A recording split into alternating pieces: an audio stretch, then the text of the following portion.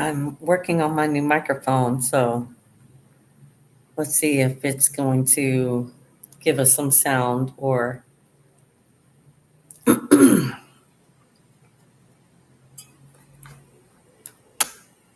I don't hear the sound or I don't see the microphone going up and down. You just turn on.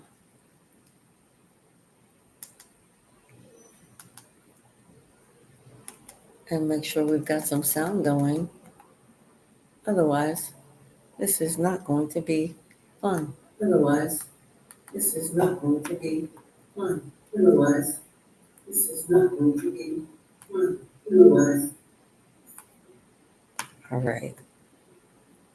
I am testing out this microphone because I did an entire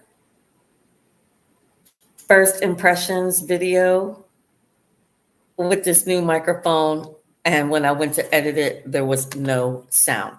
Hence why I am doing a first impressions tonight.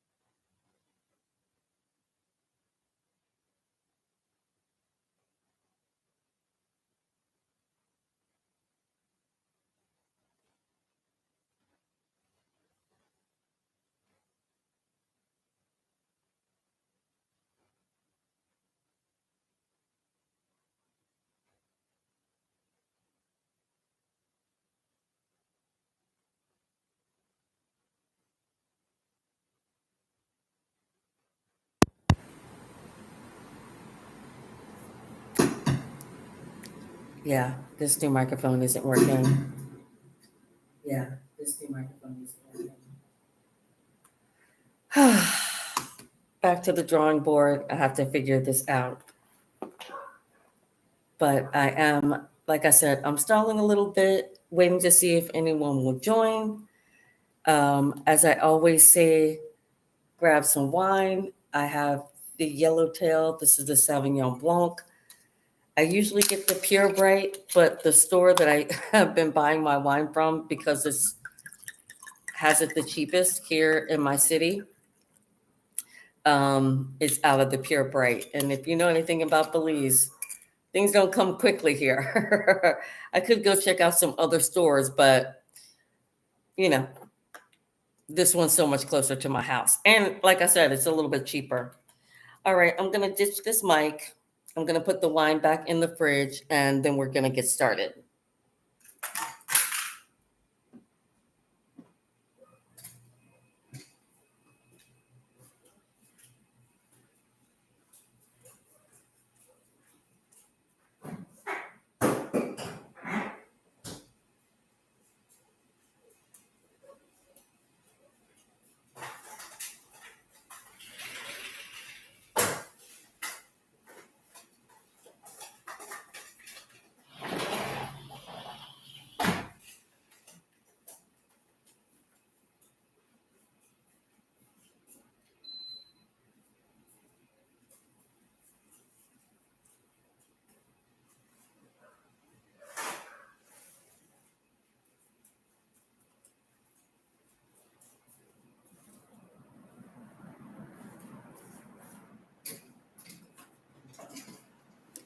I turned on the air conditioning also. I was feeling a little bit warm. Still getting used to the lighting. I'm hoping that things are being lit much better this time around.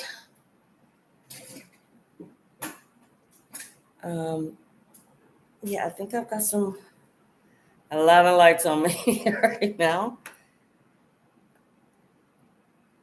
All right. Happy Friday, everyone. I hope you all had an amazing week. I wanted to start this video off by, first I'm going to put on this.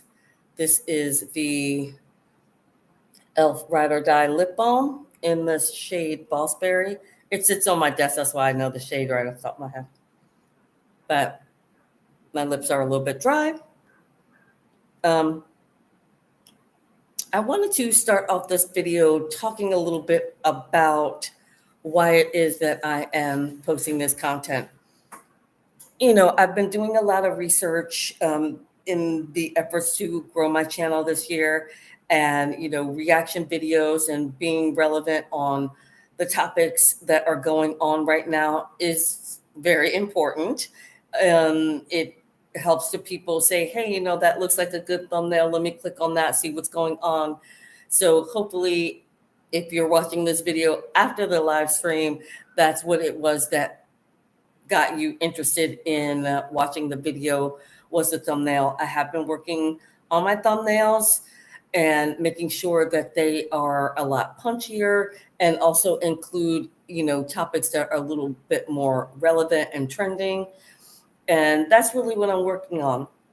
So the big topic in all of the social media realm is about all these Hollywood celebrities and what's going down in Hollywood. Now, I will say that I have watched a lot of videos about it.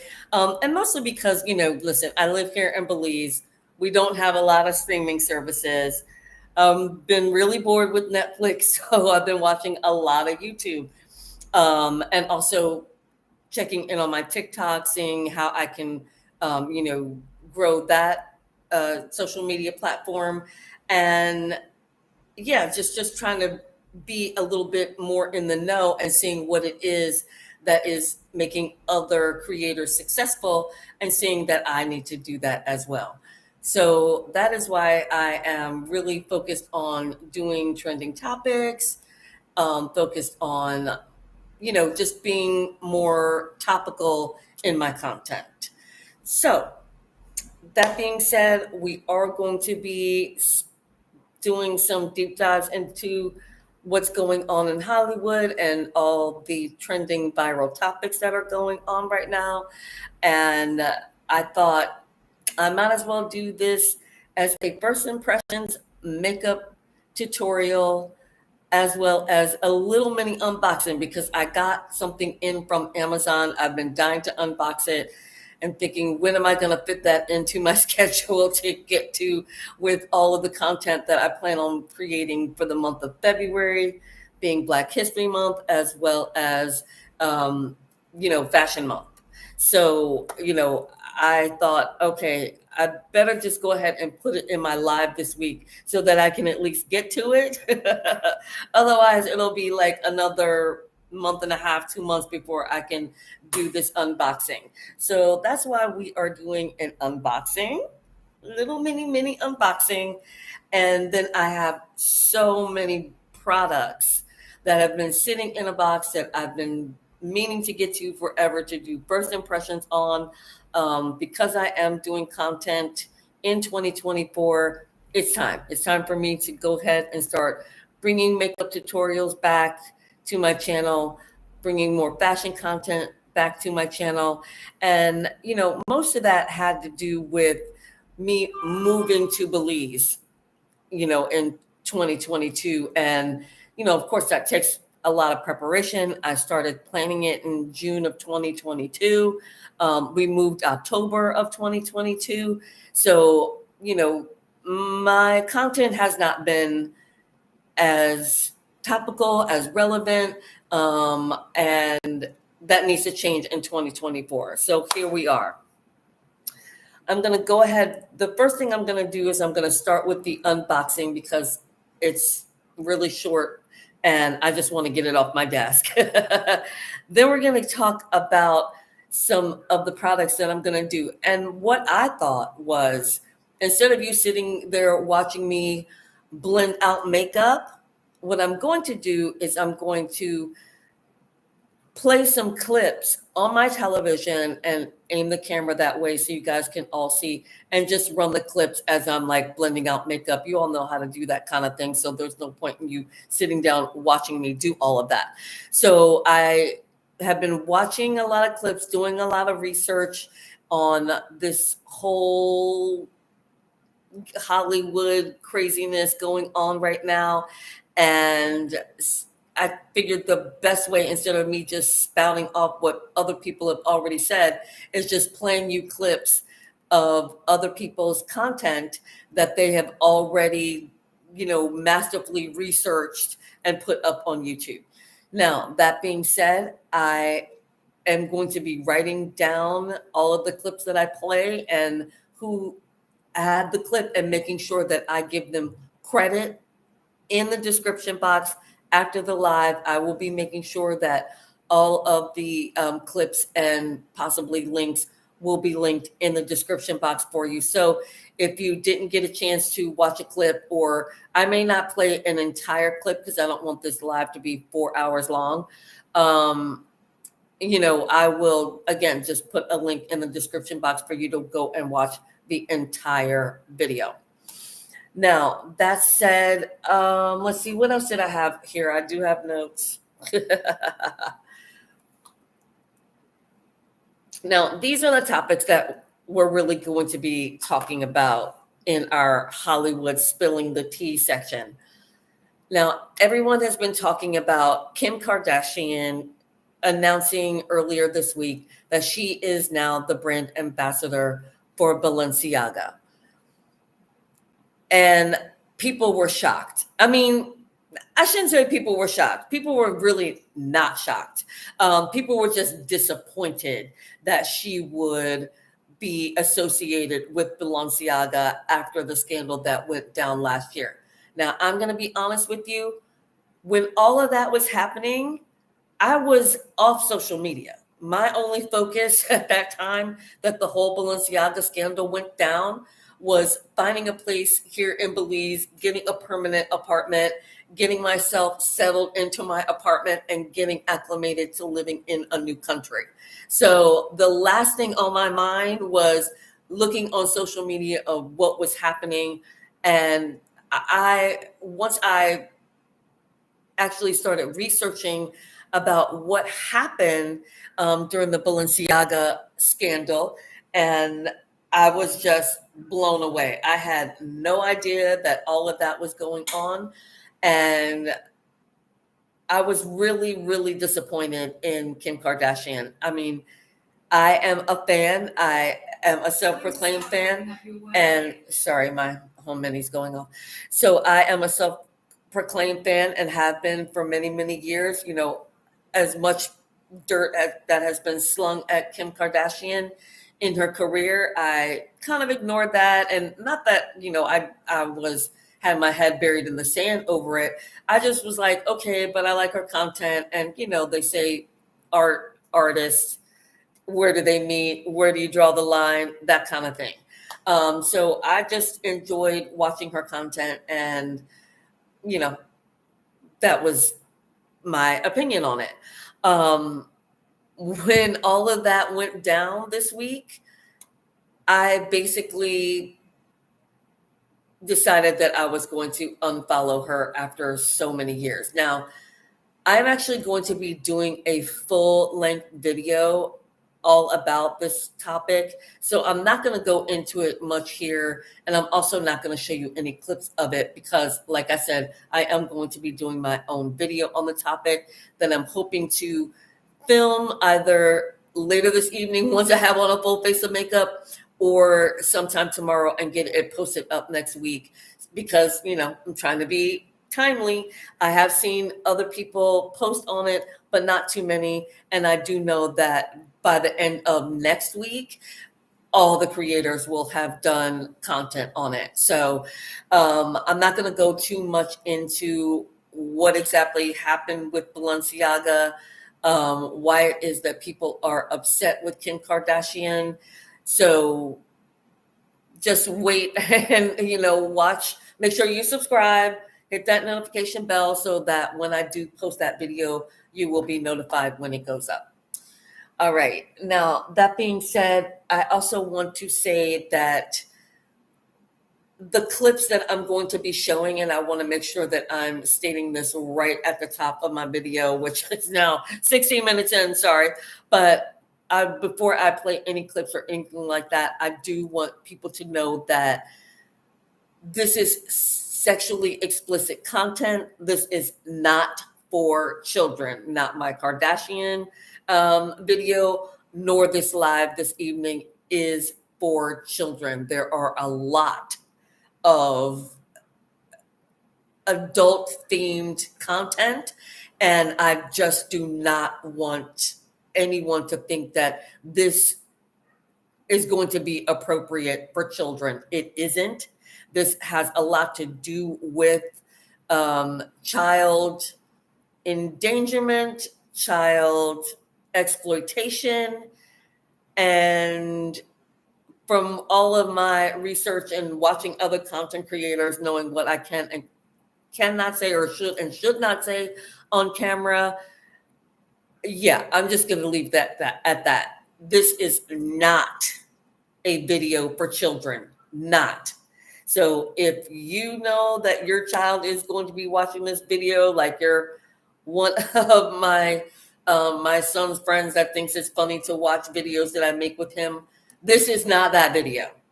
And I want parents to know that this is not that video. And I do put that my content, every time I post, I do make sure that I am putting it up that my content is not for children. This definitely is not for children.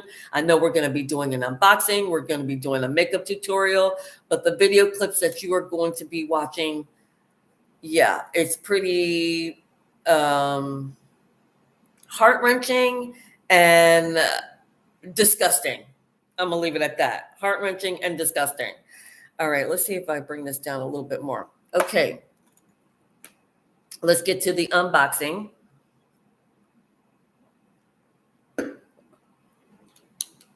Let's see if there were any other notes as I pull this out. All right. Makeup mirror, put that down here for now. I will need that later.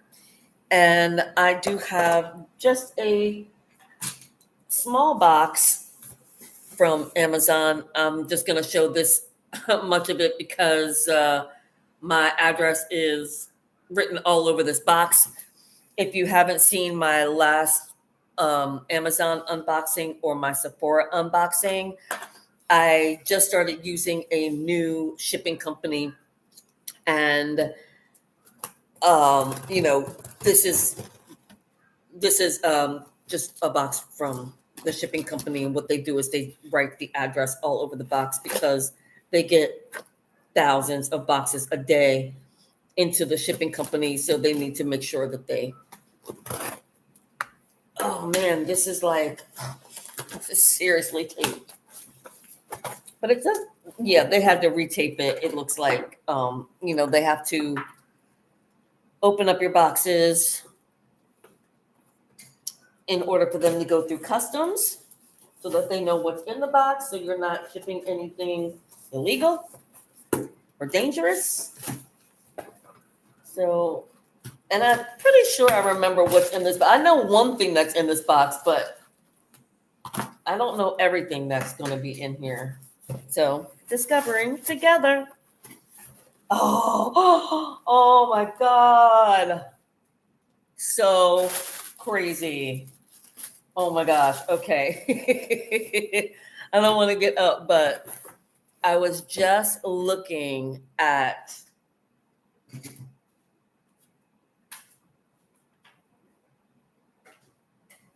something that I use absolutely every single day is my Aquaphor. And look how much is left. I mean, it is down to the bones. I mean, I was like practically scraping it. And I just got a new Aquaphor. Oh my God. This stuff is life. For you ladies that know, you know. I actually discovered Aquaphor when my baby was, or when my son was a baby. I've used it ever since. Absolutely love it. It's the best on your hands, on your feet. If you are dry, Aquaphor will save your life. And I'm sure if you've seen any of my unboxings on my channel, you've seen me unbox this. It's actually a subscribe and save item, so I get it every few months. But I was running so low that I thought I was going to have to bump up my subscribe and save, and completely forgot that it was in this box. So, yay.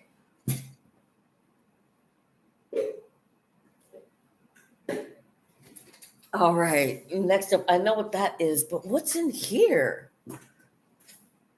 This is a mystery. It's a box inside of a box. So fun. All right. Okay, I have no idea what's in here. Where to put my scissors? Oh gosh.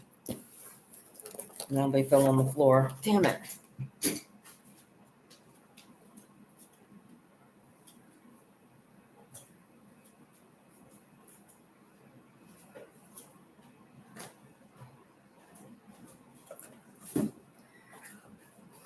Also, I believe that I had this set up last week during my live, and tomorrow will be the video of me converting my living room into my office and studio space.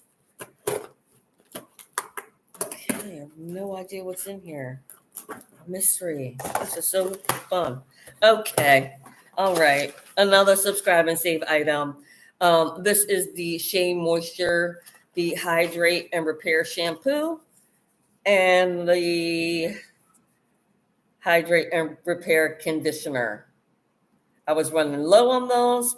Also a subscribe and save item. So awesome. And the last item, which is the item I was most excited about, because when I placed my Amazon order, I can't even remember. It was during the Sephora sale. So it was like sometime at the end of November or beginning of November when I placed my order, and that this particular item just happened to be out of stock. So when they got it back in stock, I finally got this item, and I was so excited because I have been on TikTok watching everybody with the unbrush, and I got one. I got it on Amazon because, TikTok shop makes me a little nervous. If I buy something on Amazon, I just feel a little more comfortable about it. And I was so happy that they had it in this gorgeous blue color. So this is what it looks like. This is the Thigh Heat. This is an original, no knockoff here. This is an original unbrush. And I will have to do a first impressions with you, but let's open it up because I've been so excited to get this. And it is, wow, if you have read any of the reviews or seen any of the TikTok videos about it, then like, it's super lightweight. I mean, this thing feels really flimsy, but they say it's amazing. So this is what it looks like up close. This is what the bristles look like up close, if you've never seen it. And it does have the unbrush here on the handle, has a little hole. This is what the back looks like. I'm excited. And as you can see, and what they talk about is it has to have this, which I think that my camera is going to make too bright for you to see it, but it has to have the thigh right here under the brush, and it does. And it is real. It's not painted on. It is the real deal. So I'm excited. I'll have to do a first impression video on the unbrush. Yay! Oh, I've been dying to get one. And what's crazy is, I'm back to wearing my wigs again. So I don't really need it, but oh well. All right. Well, that was fun. That was everything. There, like I said, it was just a mini unboxing, and it was mostly because I wanted to unbox this bad boy.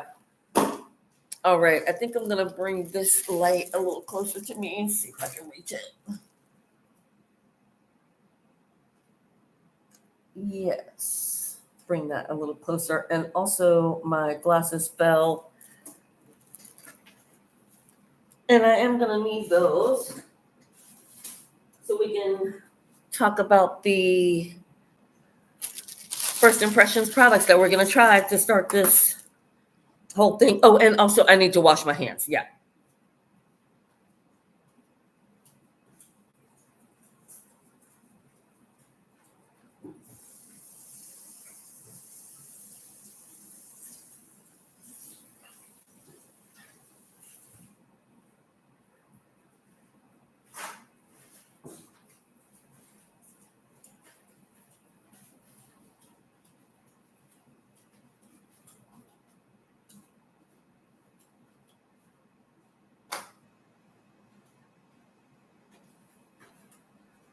All right, back again, besties. Got my glasses, washed my hands. We are going to be, touching our face. So clean hands, essential. Now, I feel like this light is just not serving me. I don't know what it is, but I just feel like I'm more in the shadow than anything. Okay, that's off. It's bright, but I still feel like I'm not as bright as I could be. Um, you know, to be honest with you, like the little lights that I brought from Amazon are kind of garbage. They are way smaller than I thought they would be. And it's not giving the coverage that I need, but they're just going to have to do for now because I did spend a little bit of money on them. So before I go diving into another set of lights, I'm just going to live with these for now. But okay, let's get going. Now, I wanted to first start off with what is on my face currently. Right now, after in the shower, I took this collagen cleansing foam, washed my face with it.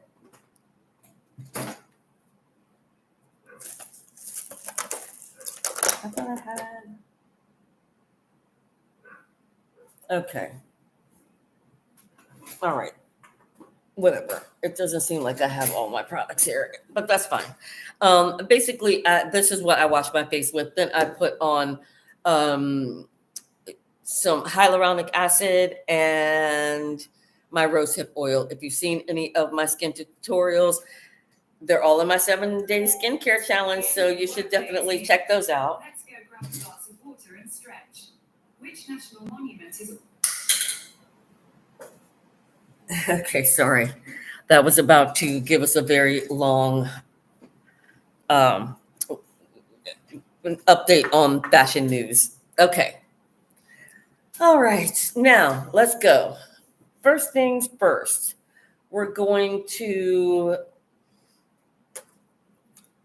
I've been using the this is the Sol de Janeiro, the Brazilian Crush. Brazilian jasmine and pink grapefruit, I think it is, or pink dragon fruit. Oh, love this. Love it. Now, the first thing we're going to talk about is, let me show you. This is all the products we're going to use, but this here is all the products that we're going to attempt to use tonight, all the new items. And I also wanted to show you, like, I have an entire other box of first impression items. So look for those videos coming up. If you do want me to do them live, I can do that as well. Leave a comment and let me know.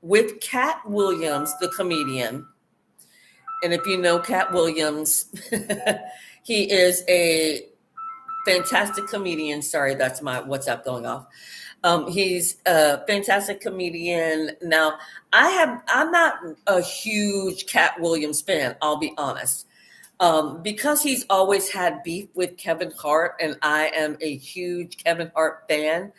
I kind of tune out on Cat Williams, and he has a lot of conspiracy theory, conspiracy theories about people in Hollywood and what goes on in Hollywood and how he hasn't gotten his due in Hollywood and all those things. That's always been part of his shtick in his career. So he did I think it was 3 hours and 45-minute interview with a creator on YouTube for his podcast. I think it's called Club. No, I don't know. It is called Club Shay Shay. I do know that. And I just don't know if it was a podcast or just an interview for his channel, whatever the case may be. And I'm also going to talk about that as well as I do makeup. But Cat Williams went on Club Shay Shay and was dropping bombs about everybody in Hollywood. I mean, everybody from Oprah Winfrey to to Kanye West to P. Diddy, Jay-Z. He was talking about Steve Harvey. He was talking about like a ton of Black comedians, and it blew up the internet. So if you didn't know about it, you don't follow social the way that I do. But it was going viral. It was everywhere. Like every bit of this 3-hour interview, it was just everywhere. So I had actually saw the thumbnail. It just it popped up in my feed, and I was interested, but I was like, oh my God, 3 hours? I'm like, I can't. I'm like, I can't. I was like, and especially, 3 hours of Cat Williams, I don't know if I could do it. So I just didn't watch it. But then all of a sudden I started seeing all these content creators posting about it. And I was like, okay, well, what happened? Why is everybody posting about it? But apparently Cat Williams was not just dropping bombs, but he's saying that he's got receipts for all of the things that he's dropping bombs on all these people in Hollywood. It goes all the way to Oprah Winfrey and like the way that she's been treating everybody in The Color Purple, and the whole Taraji and Oprah beef that's been going on in Hollywood. And it's just been kind of really shocking about how it is that it seems that everyone in Hollywood is embroiled in some type of child exploitation situation. It's weird. It's just weird. And the more you start diving into it and listening to people talk about it, it's just wild. I'm just like, this is so crazy that people have been hiding all of this stuff for so long.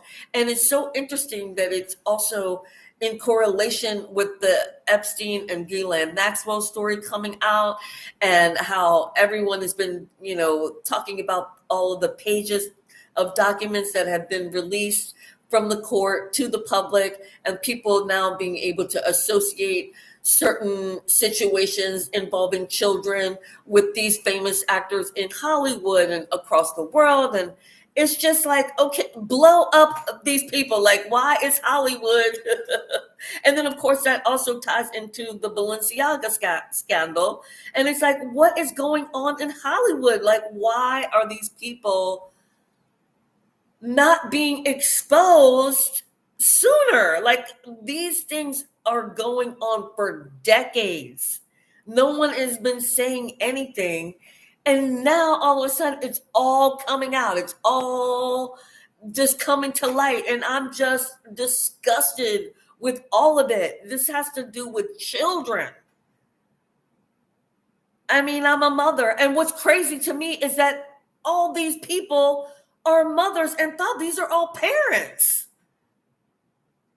And I'm just baffled by it. Like when I show you the clip of Jaden Smith and Will Smith, like that whole I was just like, what is going on with these people that you see on the screen? You see them in movies and you love them and you're like, oh my God, this is amazing. But then you find out all this behind the scenes stuff and then it's just like, ick. You know what I mean? Like, oh, I just don't even know where to go with it, y'all. All right, let's keep going so we can start getting to the clips. I am going to also be using the Nessa Myricks. This is the Illuminating Skin Veil in the shade Radiance. So yeah, I'm sorry I had to go on that rant, but like if you guys don't know what's been going on, it's just crazy. It's just crazy. Oh man. I just opened that and I can see that I don't know if you can tell, but the tube that's supposed to go into the product is not in the product. And that was actually one of the reasons why I did not want to repurchase this product, is because if you saw my Sephora video, I mentioned that the pump on these things are total garbage. And this just proves my point. And also the fact that, you can't really get into, before you weren't really able to get into the product, but now they've made it, at least you can get into the product. So annoying. But anyway, I'm going to try to get a pump. That's all you need. Trust and believe. I've used this product before. So this actually isn't a first impressions for me. It's just a product that I actually enjoyed and decided to repurchase.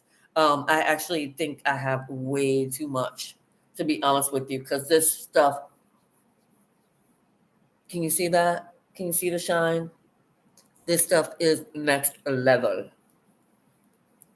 But it does blend into the skin really nicely. Like, see that shine? But watch it as it blends down into the skin. It just becomes this beautiful sheen on the skin. Perfect to go under foundation. This lighting is absolute garbage, you guys. Oh my God. Like, I don't even know what to do.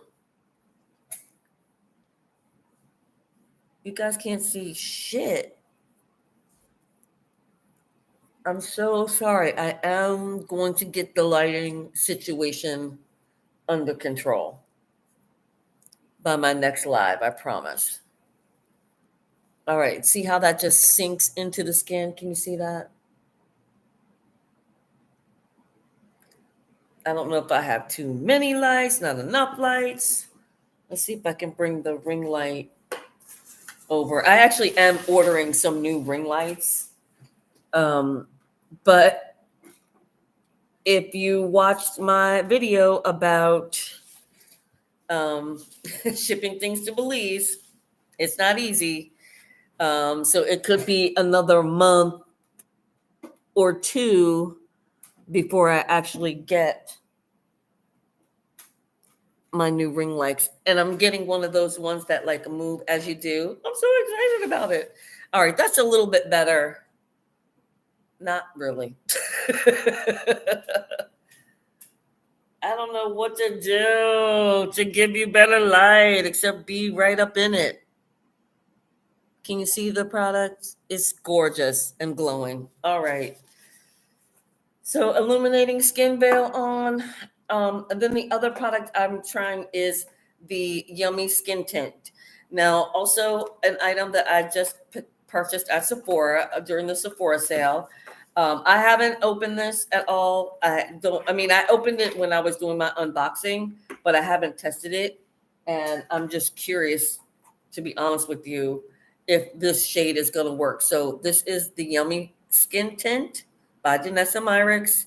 This is a serum skin tint, so I'm really excited to start using it, as well as that oil. They say that all this stuff is really good for you. All the ingredients are amazing. I did get this in the shade 9, and I am hoping that this is the correct shade. But if not, I'm a makeup artist. I know how to make it work. Let's see. Let's move this.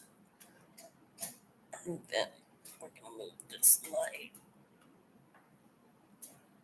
I really am trying to get it better, y'all. I really am. Come on, light.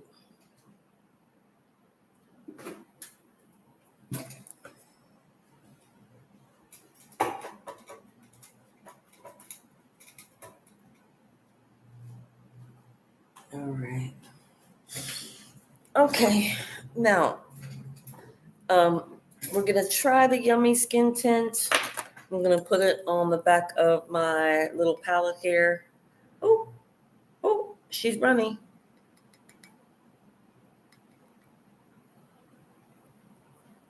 All right. Actually, I think I'm gonna do some underpainting first. This particular item was in my original first impressions where I told you that I lost the audio. This is, come on. This is one of those samples that you get. I've had this for forever. It was time for me to use these samples up or risk them going bad. So this is the Kat Von D locket, and it was, like a bunch of samples. So I'm going to use this little one, which is in the shade Deep Warm. And I'm just going to use the tiniest bit of it. As you can see, I used it during my first impressions video, so I taped it back together so it wouldn't go bad or get hard. And this product is serious. So I'm just going to use the smallest amount of it. And I'm going to pick that up on this little no-name brush. Here, let's get more of a... Yeah, let's get this one. This is a Morphe brush. And if you can see, it's like a big, fat contour brush. I just need the smallest amount because this locket stuff is intense. So I'm just going to a little bit here. Get my mirror. I'm still working on how to do all these things, you guys. I really appreciate you bearing with me as I learn the ways of doing live videos. All right, I've got my mirror here.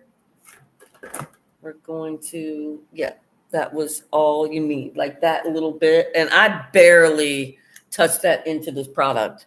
That is a serious product right there.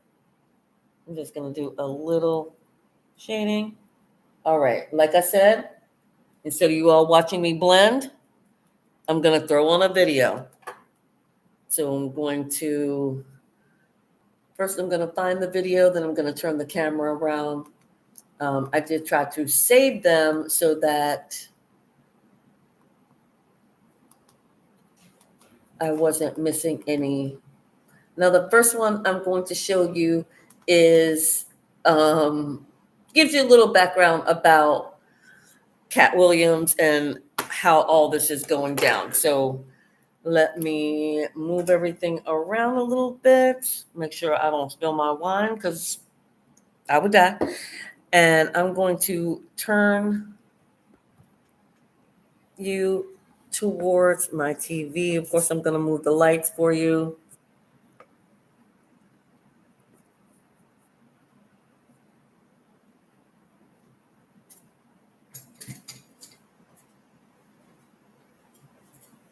All right, I'm going to move this light. Make sure you can see the TV.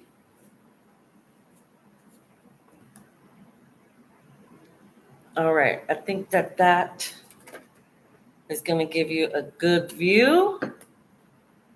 I put these in my wash later.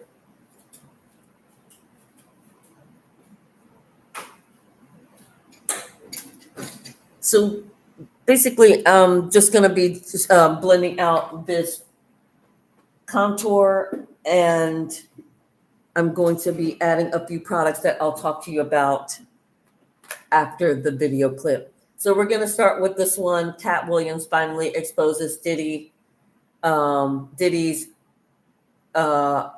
case about his ex-girlfriend, Cassie. So that's what we're going to start with.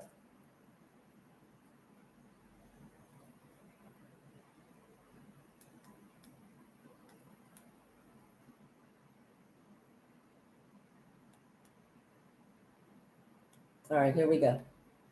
All of these big deviants is all catching hell in 2024. It's up for all of them. It don't matter if you Diddy or whoever you is. TGJ's any of them. In a January 2024 interview, Cat Williams blew hot on every artist that crossed him, and it just so happens that Diddy is one of them. If you did not know, Diddy has been embroiled in a series of controversies himself. R&B singer Cassie has accused hip-hop mogul Sean Diddy Combs of rape. In this video, I'm going to be delving into how Cat Williams finally exposes Diddy's abuse of Cassie in an exclusive footage. Cat Williams on Club Shay Shay. In the explosive interview with Shannon Sharp, Cat Williams didn't shy away from addressing the controversies surrounding music mogul Diddy. Williams made some shocking claims about Diddy's parties and his alleged involvement in gay sex. These revelations sent shockwaves through the entertainment industry. Williams began by recounting an invitation he received to one of Diddy's notorious parties. However, he made it clear that he turned down the offer, citing concerns about the activities that allegedly took place at these gatherings. Just to protect my integrity and that virgin hole I was telling you about. Right. Because P. Diddy be wanting to party. And you gotta tell him no. The comedian's reference to his virgin hole was a callback to a previous comment he made about maintaining his virginity and never engaging in oral sex. Williams expressed his determination to preserve his integrity and navigate the treacherous waters of Hollywood without compromising his values. Williams went on to claim that he had evidence to support his statements. "I got the receipts for everything I'm telling you," he confidently declared. While he didn't provide specific details or present the alleged evidence during the interview, his words left a lasting impact on the audience. These shocking allegations against Diddy shed light on a side of the music mogul that many may not have been aware of. It sparked a wave of speculation and discussion within the entertainment industry and among fans. The accusations also added fuel to the ongoing controversy surrounding Diddy, who had recently been accused of several instances of sexual assault. It's important to note that Diddy vehemently denies any wrongdoing and has consistently maintained his innocence in the face of these allegations. However, Williams's claims have undoubtedly added another layer of complexity to the public perception of the music icon. The interview between Williams and Sharp provided a platform for the comedian to express his concerns and shed light on what he believes to be happening behind closed doors at Diddy's parties. While the veracity of these claims remains uncertain, the impact of Williams's words cannot be ignored. The shocking nature of these allegations against Diddy has sparked a heated debate within the entertainment industry and among fans. It raises questions about the hidden realities of the glamorous Hollywood lifestyle and the lengths some individuals may go to maintain their success. As the interview continued, Williams delved deeper into his thoughts on Diddy's attitude towards women, further adding to the controversy surrounding the music mogul. These comments, along with his claims about Diddy's parties, painted a complex and intriguing picture of the music industry and its prominent figures. In the captivating interview with Shannon Sharp, Cat Williams didn't hold back as he delved into his thoughts on Diddy's attitude towards women. Williams's comments shed light on a side of the music mogul that raised eyebrows and sparked intense discussions within the entertainment industry. During the interview, Williams expressed his unique perspective on how he interacts with women, contrasting it with what he believes to be Diddy's approach. When I see people's wives and stuff, I don't even look at them. You know what I mean? Like, I don't want to look at nothing I don't want to have.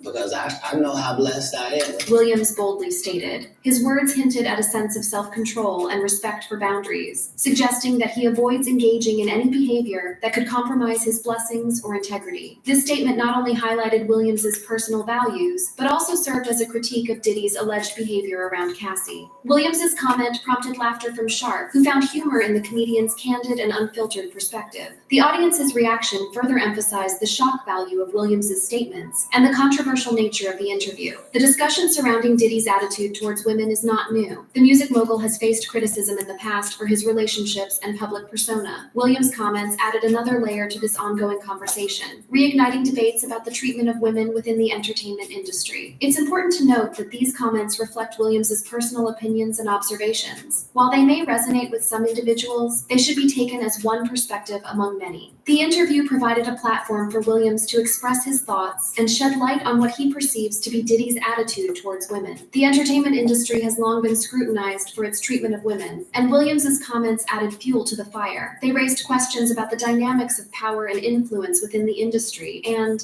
the responsibility that comes with it. Diddy, who has achieved immense success in the music industry, has been a prominent figure for decades. His influence and impact cannot be denied. However, with that level of fame and power comes a heightened level of scrutiny and accountability. It's worth noting that Diddy has not publicly responded to Williams's comments about his attitude towards women. As with any controversy, it's essential to consider multiple perspectives and allow for a fair and balanced discussion. The interview between Williams and Sharp provided a platform for the comedian to express his thoughts and shed light on what he believes to be Diddy's approach to women. While the veracity of these claims remains uncertain, the impact of Williams's words cannot be ignored in light of the recent Cassie's allegations. As the interview continued, Williams took aim at other prominent comedians, further adding to the explosive nature of the conversation. In the riveting interview with Shannon Sharp, Cat Williams didn't hold back as he took aim at not only Diddy, but also several other prominent comedians. Williams's sharp tongue spared no one as he unleashed a series of jabs at Cedric the Entertainer, Steve Harvey, Kevin Hart, Michael Blackson, and Ricky Smiley. Williams began by targeting Cedric the Entertainer, likening him to a walrus and accusing him of stealing one of his jokes from the 90s. He emphasized the significance of the joke, stating, "This is not just a random joke. This is my very best joke, and it's my last joke, and it's my closing joke." Williams claimed that Cedric watched him perform the joke at the Comedy Store, praised him backstage, and then later performed it verbatim on the original Kings of Comedy tour, only changing the punchline. Cedric the Entertainer responded to Williams's accusations, dismissing them as revisionist history. The back and forth between the two comedians added fuel to the fire, intensifying the controversy surrounding the alleged joke theft. Williams didn't stop at Cedric the Entertainer. He also set his sights on Steve Harvey. He criticized Harvey's appearance and acting abilities, mocking his iconic high-top fade and claiming that Harvey's lineup wasn't the best in the business, but rather a man unit. Williams further questioned Harvey's lack of success as a movie star, suggesting that his limited range and unique appearance hindered his chances in Hollywood. The comedian's comments about Harvey's acting abilities and appearance added another layer of controversy to the interview. They highlighted the competitive nature of the entertainment industry and the scrutiny that comedians face when it comes to their talent and physical appearance. Kevin Hart, one of the most successful comedians in recent years, also found himself in Williams's crosshairs. Williams didn't hold back as he questioned Hart's authenticity and comedic range. He implied that Hart's success was limited to a specific type of comedy and that he lacked the versatility required to be a true movie star. Williams's critique of Hart's career and comedic style sparked discussions among fans and industry insiders alike. Michael Blackson, known for his edgy and irreverent humor, also faced Williams's sharp criticism. While the specifics of Williams's comments about Blackson were not disclosed in the interview, the mere mention of his name alongside other comedians added intrigue and speculation to the conversation.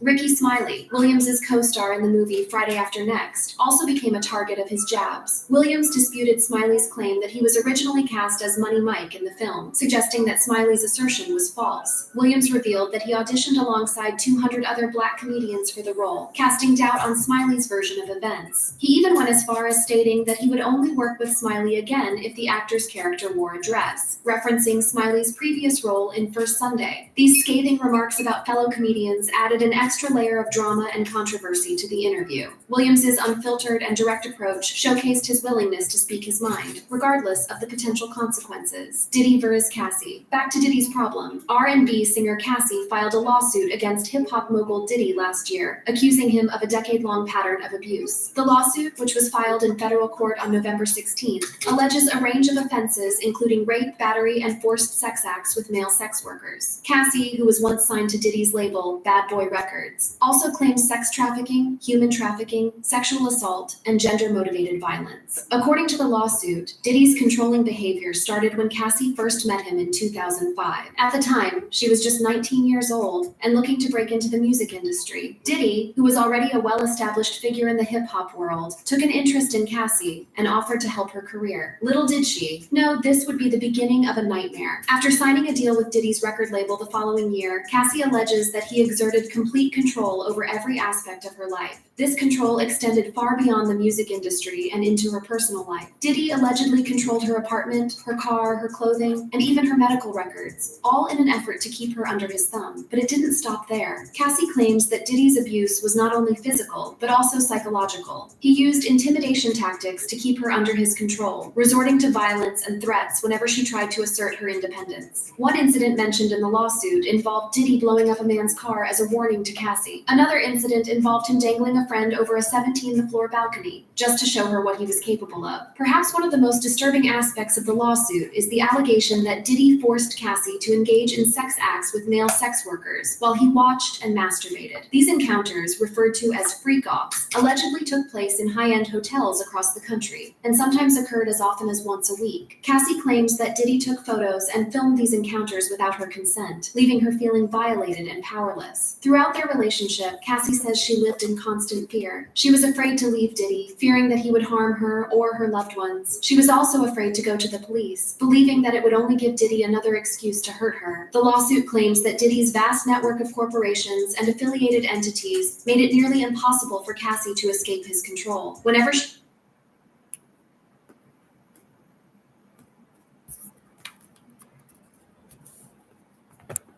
All right. I'm just going to pause there for just a moment. Crazy, right? Crazy. And that's only 10 minutes in. There's still another 10 minutes to go, which I'm going to air for you. But before I do, I want to tell you exactly what I'm going to be doing off camera while you guys finish watching this. One thing I have been dying to try, and I know, here, let me turn this back up. Is the Anastasia Beverly Hills Brow Wiz. Now, I know I'm late to the game. All the girlies have been using this for years. I mean, years, like a decade probably. But I have been a NYX microbrow girl. Can you see my NYX microbrow? That's what I love. And it has worked for me for a billion years. But I thought I would branch out when the Sephora sale hit. I said, all right, I think it just was a good deal. So this is the Anastasia Brow Wiz in the shade. Let's see. This is in the shade, okay, medium brown. There we go.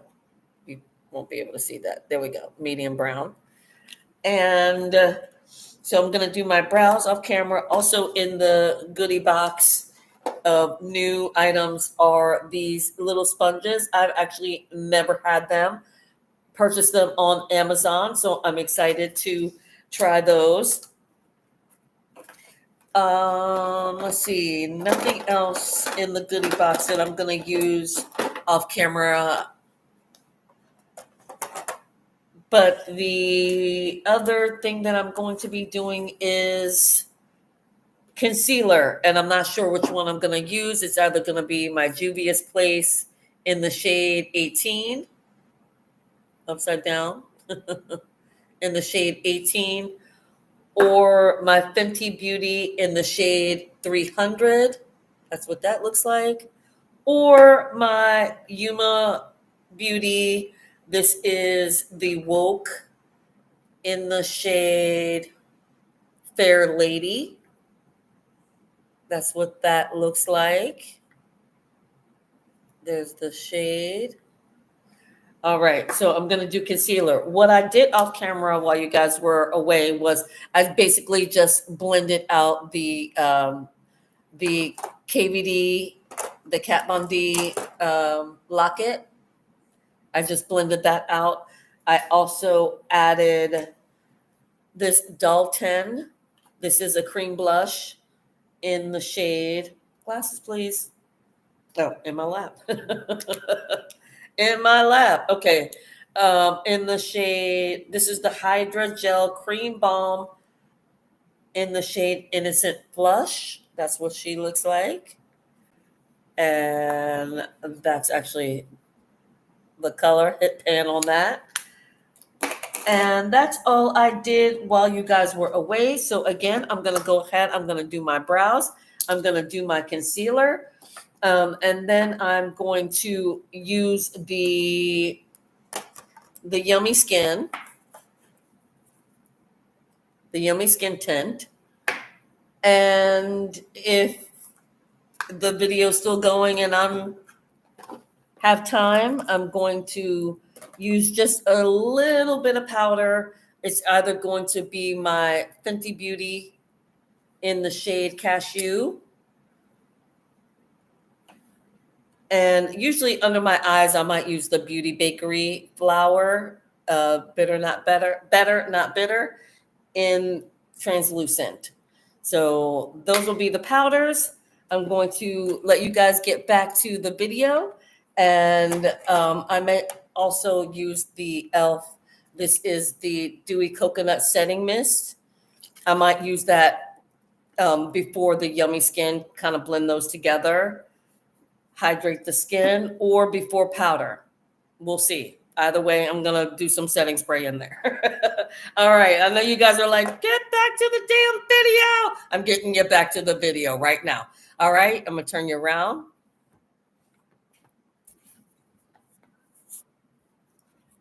Turn the light off here. All right. You ready? I think that's going to do it. All right. Back to the video. I'll rewind a little bit so you remember where you left off. All right.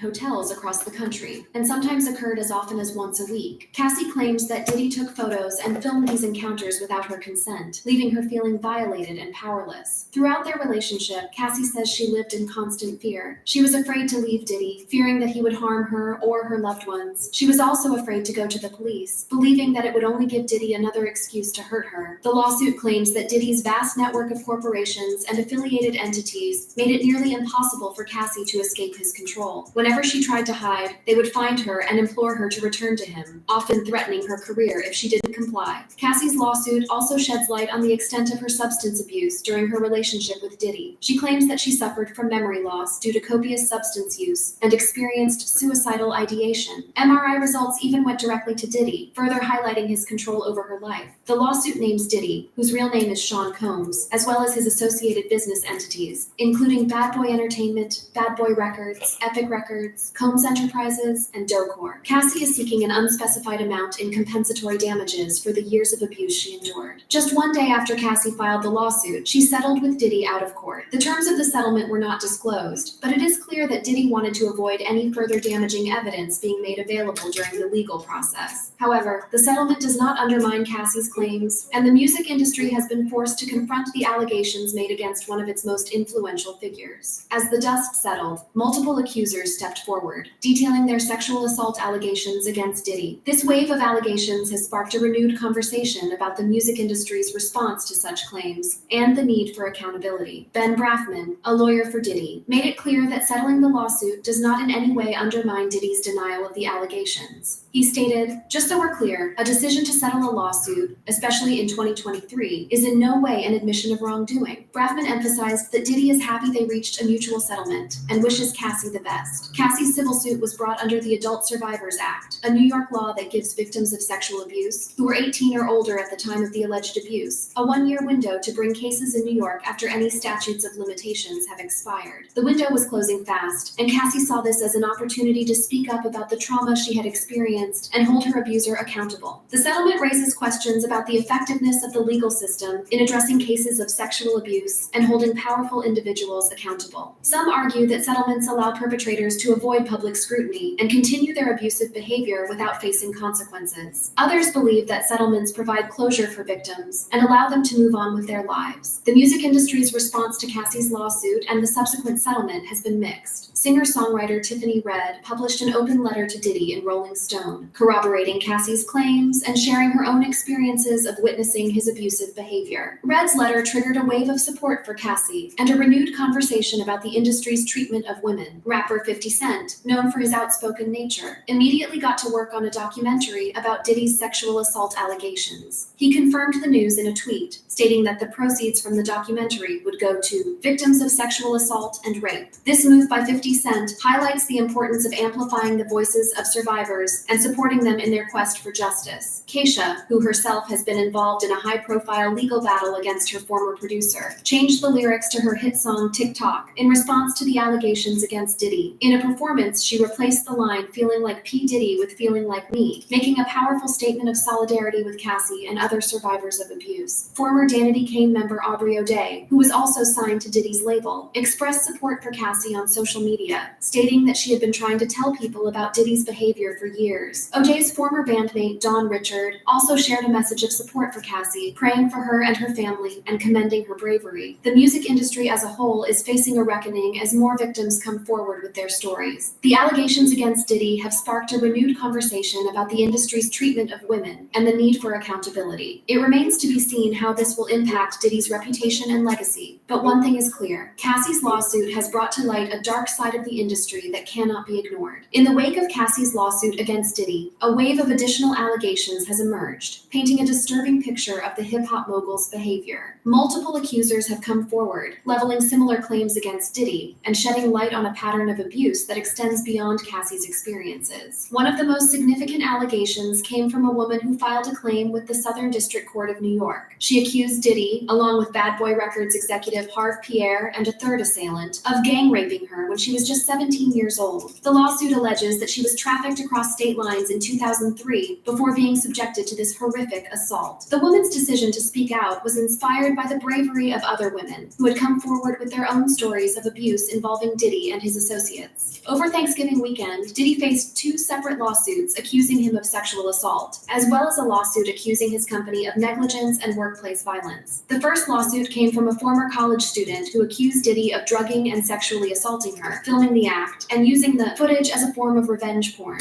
The second lawsuit accused Diddy and singer-songwriter Aaron Hall of rape and assault against the plaintiff and her friend in 1990 or 1991. These allegations paint a disturbing picture of a man who allegedly used his power and influence to commit heinous acts of violence against women. Another woman named Pierre, whose identity has been protected, filed a sexual assault and workplace harassment lawsuit against Diddy and his business entities. She claimed that Pierre, a close associate of Diddy, engaged in a year-long pattern of grooming that eventually turned violent on multiple occasions between 2016 and 2017. These allegations further highlight the toxic and abusive environment that surrounded Diddy and his inner circle. The impact of these additional allegations has been significant. They have further eroded Diddy's reputation and raised serious questions about the music industry's complicity in enabling and covering up his alleged behavior. The industry is facing a reckoning as more victims come forward, shedding light on a culture of abuse and exploitation that has long been hidden behind the glitz and glamour. The allegations against Diddy have sparked a broader conversation about the treatment of women in the music industry and the need for systemic change. Survivors and advocates are calling for greater accountability and support for victims, as well as a shift in the power dynamics that allow such abuse to persist. In response to the allegations, Diddy took to social media to defend himself. In a statement posted on Twitter, he declared, "Enough is enough." He accused people of trying to assassinate his character and destroy his reputation, claiming that they were looking for a quick payday. However, his denial has been met with skepticism as more and more victims come forward with similar stories. The impact of these allegations extends beyond Diddy himself. They have prompted a broader examination of the music industry's treatment of women and the need for systemic change. Artists and industry professionals are being called upon to take a stand against abuse and to create safer environments for all. In the midst of these allegations, the music industry has seen a wave of support for Cassie and other survivors. Singer-songwriter Tiffany Red's open letter in Rolling Stone, corroborating Cassie's claims, has resonated with many. Artists like Cashew have used their platforms to show solidarity and raise awareness about the issue of abuse in the industry. Other celebrities who chimed in. Now, let's turn our attention to 50 Cent, who wasted no time in mocking his longtime rival. In an Instagram post that has since been deleted, 50 Cent took a jab at Diddy, suggesting that he paid off Ventura to make the allegations go away. The post read, "LOL, he paid that money real quick. Should have done that before the sharks saw the blood in the water. And here they come in 5, 4, 3, 3, 2, 1 every woman he put his hand on. The feud between 50 Cent and Diddy is no secret. The two rappers and entrepreneurs have had a strained relationship for years, and this recent controversy only deepens the divide between them. It seems that 50 Cent saw an opportunity to take a shot at his rival and didn't hesitate to do so.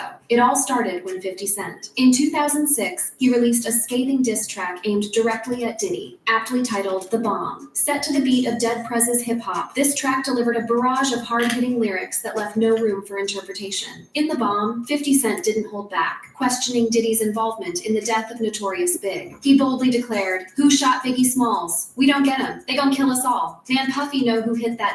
Man, that is soft. He scared them. Boys from the west side'll break him off. Dump on his ass. So he run to Harlem, shake him off." These lyrics not only accused Diddy of being aware of Biggie's murder, but also portrayed him as weak and afraid. The impact of The Balm was significant, as it ignited a firestorm within the hip-hop community. Fans and industry insiders alike were captivated by the audacity of 50 Cent's lyrics and the directness with which he called out Diddy. The diss track sparked intense debates and discussions, further fueling the feud between the two rap icons. Moreover, 50 Cent's mention of not being invited to the white parties in the Hamptons added another layer of controversy to the track. It hinted at the exclusivity and elitism within the industry, where alliances and connections can determine one's social standing. The Balm showcased 50 Cent's ability to use his music as a platform to express his grievances and challenge the status quo. It solidified his reputation as a fearless and unapologetic artist who wasn't afraid to take on the industry's biggest names. Then last year, he took to Instagram to put Diddy on blast over his alleged connection to the arrest of Dwayne Keith D. Davis, a man suspected of being involved in the murder of rap legend Tupac Shakur. In a provocative post, 50 Cent shared a picture of Tupac and Suge Knight on the night of Tupac's murder, accompanied by a caption that read, "Damn, so Pac got lined by Brother Love. LOL, time to lawyer up. Shit might get sticky." This not-so-subtle insinuation that Diddy had a hand in the tragic event immediately caught the attention of fans and industry insiders alike. But 50 Cent didn't stop there. Just days later, he took his trolling to another level by sharing a video on Instagram featuring Keith D himself, pleading for Diddy's help. In the clip, Keith D can be heard saying, "Brother love, show some love, it's all I can say. I was on top of the world till I met your mother." This public call-out further fueled the speculation surrounding Diddy's involvement in the notorious murder case. These bold moves by 50 Cent not only reignited the long-standing feud between him and Diddy, but also sparked intense debates and discussions within the hip-hop community. The implications of these jabs were profound, as they brought to light the lingering questions and controversies surrounding Tupac's untimely demise. When it comes to 50 Cent's jabs at Diddy, his criticism of Diddy's parties and his sexual orientation takes center stage. During one of his concerts, 50 Cent didn't hold back as he expressed his thoughts on Diddy's parties. He boldly stated, "That's why I don't be going to them puffy parties. I hug you from the front and back at the same time. Look, if you into that, I'm fine with it. To each his own. I'm just saying, this isn't my kind of party." These on-stage remarks from 50 Cent resulted in a mixed reaction from the crowd. Some found it humorous, while others found it offensive. Regardless, it added fuel to the fire of their ongoing feud and showcased 50 Cent's willingness to call out Diddy on controversial topics. The criticism didn't stop at parties. In interviews and public appearances, 50 Cent has made comments about Diddy's sexual orientation, further intensifying their feud. While some may argue that these remarks crossed the line, 50 Cent has never been one to shy away from controversy. Before 50 Cent's criticism of Diddy's parties and sexual orientation, there were already plenty of harsh things said by the iconic rapper. In an interview on Drink Champs, 50 Cent revealed an interesting encounter with Diddy. He recalled Diddy asking him to go shopping together, but 50 Cent suspected there were ulterior motives behind the invitation. He shared, "So when we gonna get the chance to kick it, like we can just hang out, we like go shopping or some shit. I mean, like I pay for it." This interaction left 50 Cent feeling skeptical about Diddy's intentions, adding another layer of tension to their already strained relationship. Furthermore, in a 2014 interview with Power 105.1, 50 Cent made a bold statement about Diddy's influence in the industry. He suggested that Puffy might be the destination for anybody going nowhere, nobody surviving. 50 Cent questioned why artists would collaborate with Diddy, pointing out that many artists' careers seemed to decline shortly after getting involved with him. He specifically mentioned Diddy's Angels record and expressed his belief that artists needed to stand next to something substantial, unlike Diddy, who had been standing next to Biggie throughout his career. That brings us to the end of this video. For more videos like this, click on the cards on your screen.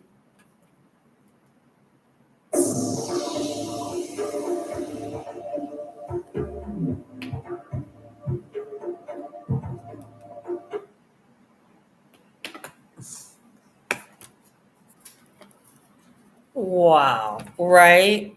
Wow.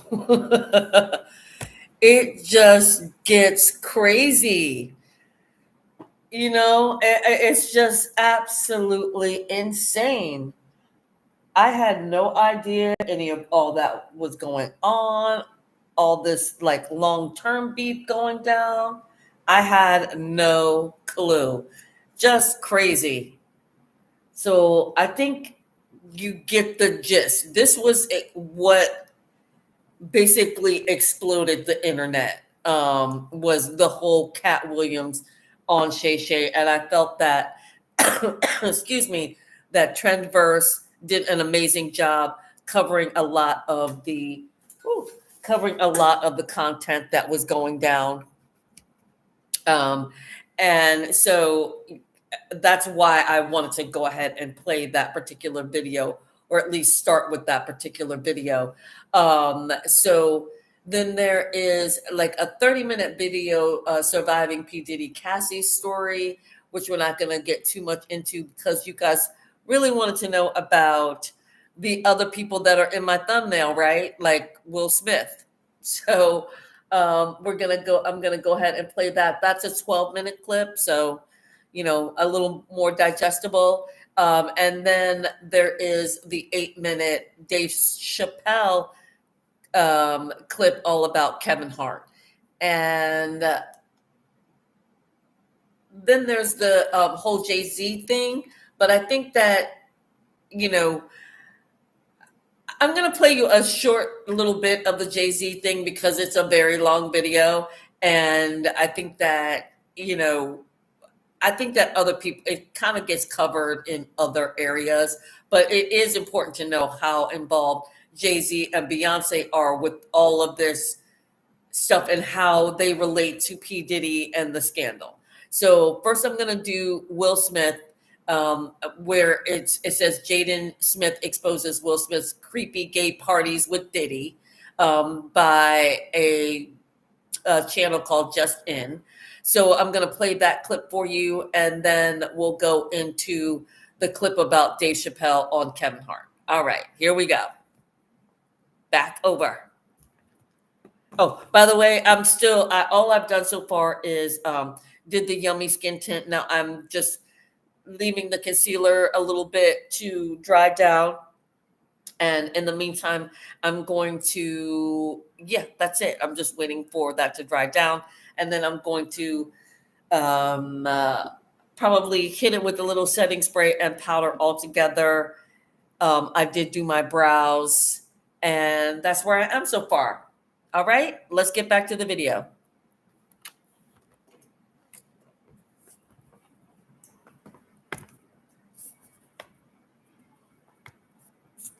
Hope you guys are still drinking, because I am.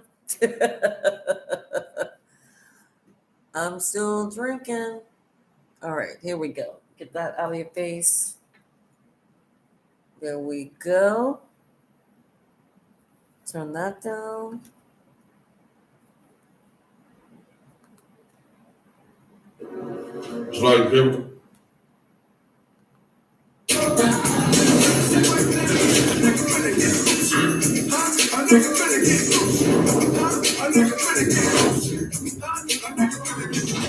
You told me before that you was at a party before that they attended, and you said the party was weird. Tell me about that. I guess that's what Tupac was talking about, the Illuminating. It's like Vivica Fox was with this big gay man, and he was 6'9". They called him, his name 6'9". He had the red hair with big old booty. No, he was gay. And I'm like, what the f is going on here? It's just like a lot of weird dude. You know what I'm saying? Both bisexual, they do weird things in their house, and young men have left their house screaming to get away from them in their mentorship. Jaden Smith is taking no prisoners as he exposes the truth behind Will Smith and P. Diddy's rumored sex parties. Well, Jaden's never been the one to shy away from controversy, even when it comes to his own father's rumored sexuality. But the question is, what's really going on behind closed doors? And what does Jaden have to say about the rumors regarding his father being gay? Get ready for a wild ride as Jaden is ready to drop some major bombshells. The Hollywood megastar Will Smith is not a stranger to controversy. Whether it's his personal or professional life, this 4-time Grammy Award-winning actor, film producer, and rapper is always on top of the social media newsfeed. And there's no doubt that celebrities love controversies, both good and bad. There have been several rumors regarding the actor's secret sexuality. Recently, the Aladdin star was accused of dating his male co-star, Dwayne Campbell. Not only that, YouTuber Trisha Paytas also accused Will Smith of sexually manipulating her male dancers. Well, Will being gay is nothing new, as before the late actress Alexis Arquette passed away in 2016, she claimed that Will Smith's ex-wife, Cherie Japino, divorced him because she caught Will in bed with another man.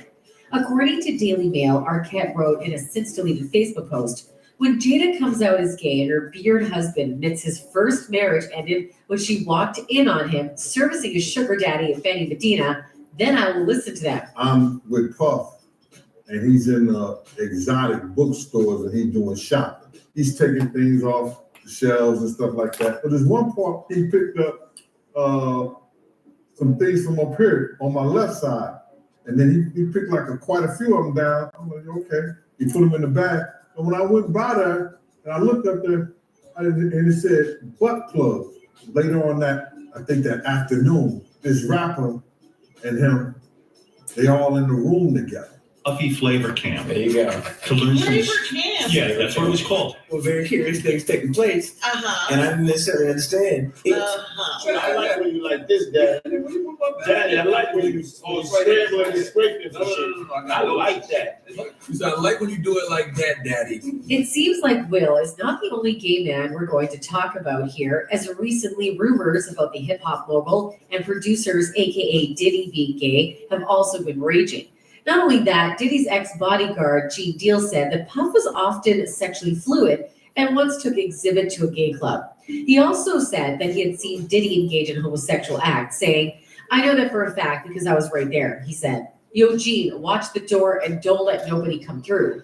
I said, "I'll watch the door," and while I watched the door, he and a man ran out naked, he said emphatically. "I'm telling you what I saw." Even fans now believe that Diddy likes men. One of them tweeted, "Diddy is gay, period, no debate." Do you guys remember the 2022 Academy Awards when Will Smith shockingly went upstage and hit Chris Rock? Well, guess who comes for the rescue at that time? None other than Diddy. He tries to normalize the environment by saying, "No, and Chris, we're gonna solve that like family at the gold party, okay? But right now we're moving on with love. Everybody makes some noise." Looks like Diddy has its eyes on Will at the time, as they both seem to be seen at multiple parties together later on. Well, being gay is still okay according to today's norms, but Will Smith's weirdness with the same sex is totally on another level. Even Adam22 agrees with it, as he said, Will Smith is a little weird. "You might not know, but Will has his own creepy way of showing affection to his own son."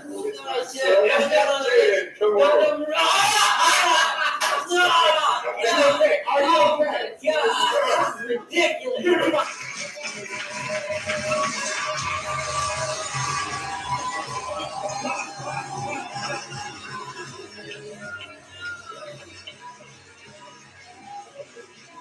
Well, Jaden finds this whole affection quite creepy and disgusting. That makes Will's actions more inappropriate. Even fans are calling out Smith over his creepy, weird behavior as a father figure to Jaden. One of them commented, "Doing this in public still doesn't make it not creepy. It's creepy." Another added, "No wonder Jaden became a teenage zombie freak. He was traumatized by his own father." Despite everything, Jaden is just like his father, as rumors of Jaden Smith's gay love life have also been in an uproar for a long time now. The actor and rapper have never publicly commented on his sexual orientation, but he did briefly mention dating Tyler, the Creator, in a 2014 interview. Tyler, the Creator, is my boyfriend. It's true. Not long ago, Tyler, the Creator, won the 2019 Grammy in the category of the Best Rapping Album and was overwhelmed with his first Grammy. He gave thanks to his mother and all his fans for being there for him and supporting him. It was an emotional moment for him and his family at the Grammys. Jaden Smith showed his support as well by tweeting, "My boyfriend just won a Grammy." Tyler, the Creator, tweeted in response saying, "Ha, you're a crazy. Man, later Jaden Smith replied, I told everyone, you can't deny it now. While Jaden has never explicitly stated his sexual orientation, his past comments and actions suggest that he might be bisexual or pansexual. Whatever Jaden's sexuality may be, he has never been afraid to challenge societal norms and expectations. On the other hand, it's quite bizarre to see that Will was quite pissed at the news that his son might be dating a man, but he doesn't have any problem if he does the same thing behind closed doors. Jaden and I are very serious about finding what they are and encouraging them to be what they are, because you can never be happy being what you're not. The greatest gift that I can give my children is the freedom to be who they are. He is looking quite a hypocrite saying all this, right? During an interview while talking about Jaden's relationships, Will said that he thinks Jaden is stupid because he doesn't know how to keep things secret in his life. All we can say is that when it comes to supporting, Will Smith is not the one. Not only that, Jaden Smith hates how his family is right now and wishes that Tupac could be his dad instead of Will Smith, as he never gives him the support he wanted from him. He also wished that because he and his mom had what Hollywood called that best connection in the world. I'm looking at this picture right here of Tupac on the shirt right there, and Tupac asked to marry my mom, and they're hot as friends. Right. Well, they say maybe your best friend, but I'm glad they didn't. Yeah. He's like, so For Jaden, it might be good if Tupac was there instead of Will, as he didn't understand the relationship between his parents. He even said, once I went out into the world and saw how people feel about my parents, I felt pressure. I didn't understand, and I'm still understanding more and more every day, that they're just a staple of the world and they made people feel a type of way that nobody has ever made anyone feel. He added, so I just didn't understand just how deep-rooted they are in hip-hop as well. On the other hand, Jaden's sister Willow Smith wrote a letter to the deceased rapper when she was 11 years old, begging him to come back so her mommy can be happy. This whole incident was discussed by the social media influencer Kevin Samuels as he read the letter on his podcast. Women love you around the world, and this is what's going on in your house. Your wife is in love with a dead man.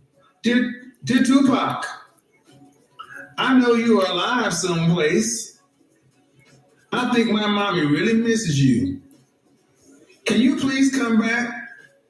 Can you come back so me and my mommy can be happy? I wish you were here. I really do. Tupac got killed in 95, 96? Willow never met Tupac. Why is this little girl writing a letter to Tupac? Why is Will Smith's daughter writing a letter to Tupac? What is being said in that house to get this little girl not writing Santa Claus, not writing the Easter Bunny, writing Tupac? Well, now we can see Will Smith's shortcomings as a father and husband as clear as day. And if you don't know, Tupac was an enemy of Diddy. So it might be the reason why Smith likes Diddy. Besides, Diddy supported Biggie, who was the natural enemy of Tupac. That's why Jaden doesn't like Diddy, as he already preferred Tupac over Smith. It's not like only the children favor Tupac, but it looks like Jada also misses her long-lost love, and Smith is not a bit happy about it. While sitting with Oprah Winfrey, Will Smith expressed his raging jealousy that he had towards Jada's connection with the late Tupac Shakur. Were you ever jealous of the love Jada had for Tupac? Oh my God, that dude! And you know that was in the early days. Yeah.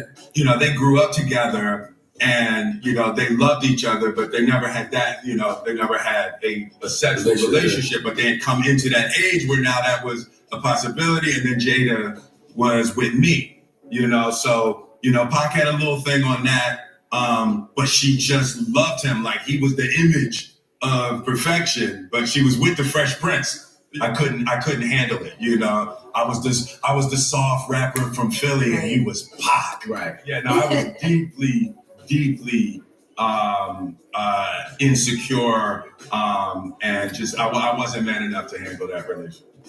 Well, it goes on to share that he felt an unhappiness when his and Jada's relationship began to progress, as she'd spent less time with Tupac, which he called a twisted kind of victory. He also said, if she chooses me over Tupac, there was no way I could be a coward. I have rarely felt more validated. I was in a room with Tupac on multiple occasions, but I never spoke to him. The way Jada loved Pac rendered me incapable of being friends with him. I was too mature. Well, if you don't know, Jada and Tupac shared an exceptionally close friendship.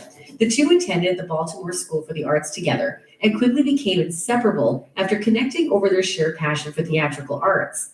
Despite years of speculation around whether or not there was more to their friendship, both Jada and Tupac confirmed that things between them were platonic. I really did believe that he was going to be here for the long run. Right. And so when I think about it, I still get really mad. I get mad at God. I get mad at him. I get mad at everybody. Well, we can speculate that she did love Tupac more than her husband, as Smith did feel insecure about his relationship. Maybe that's why he's spending more time with his gay friend, Diddy, nowadays. But who knows? Seeing the Smiths family's somewhat creepy situation, fans came up with some hilarious reactions on Twitter. One of them tweeted, "At this point, Tupac is the third wheel in Will and Jada's relationship. I'm sure his spirit is wondering when he'll be left alone." Another tweeted, "I miss the days we didn't know anything about Will and Jada, other than the fact that they were married and both really pretty." That's it for today, folks. Until next time, goodbye.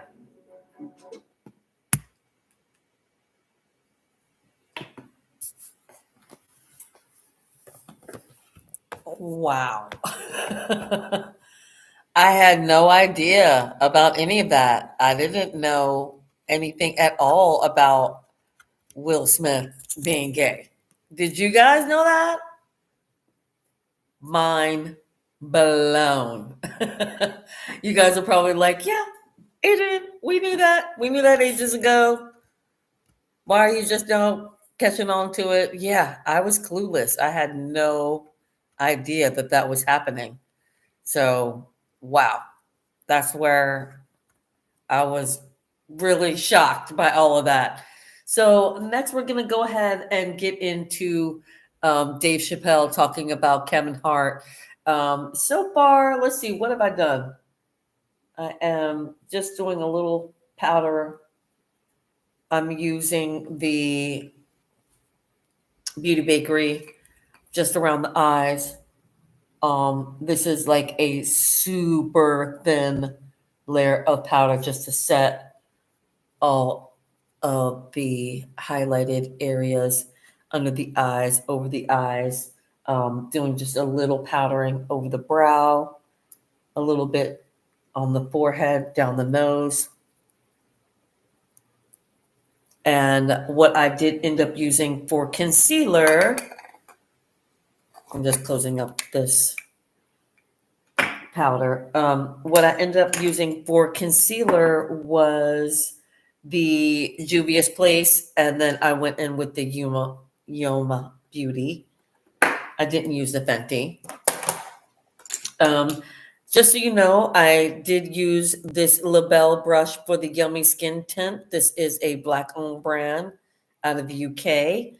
I just set the Beauty Bakery with this Morphe brush here, big fluffy brush. You saw the big brush I used for the contour.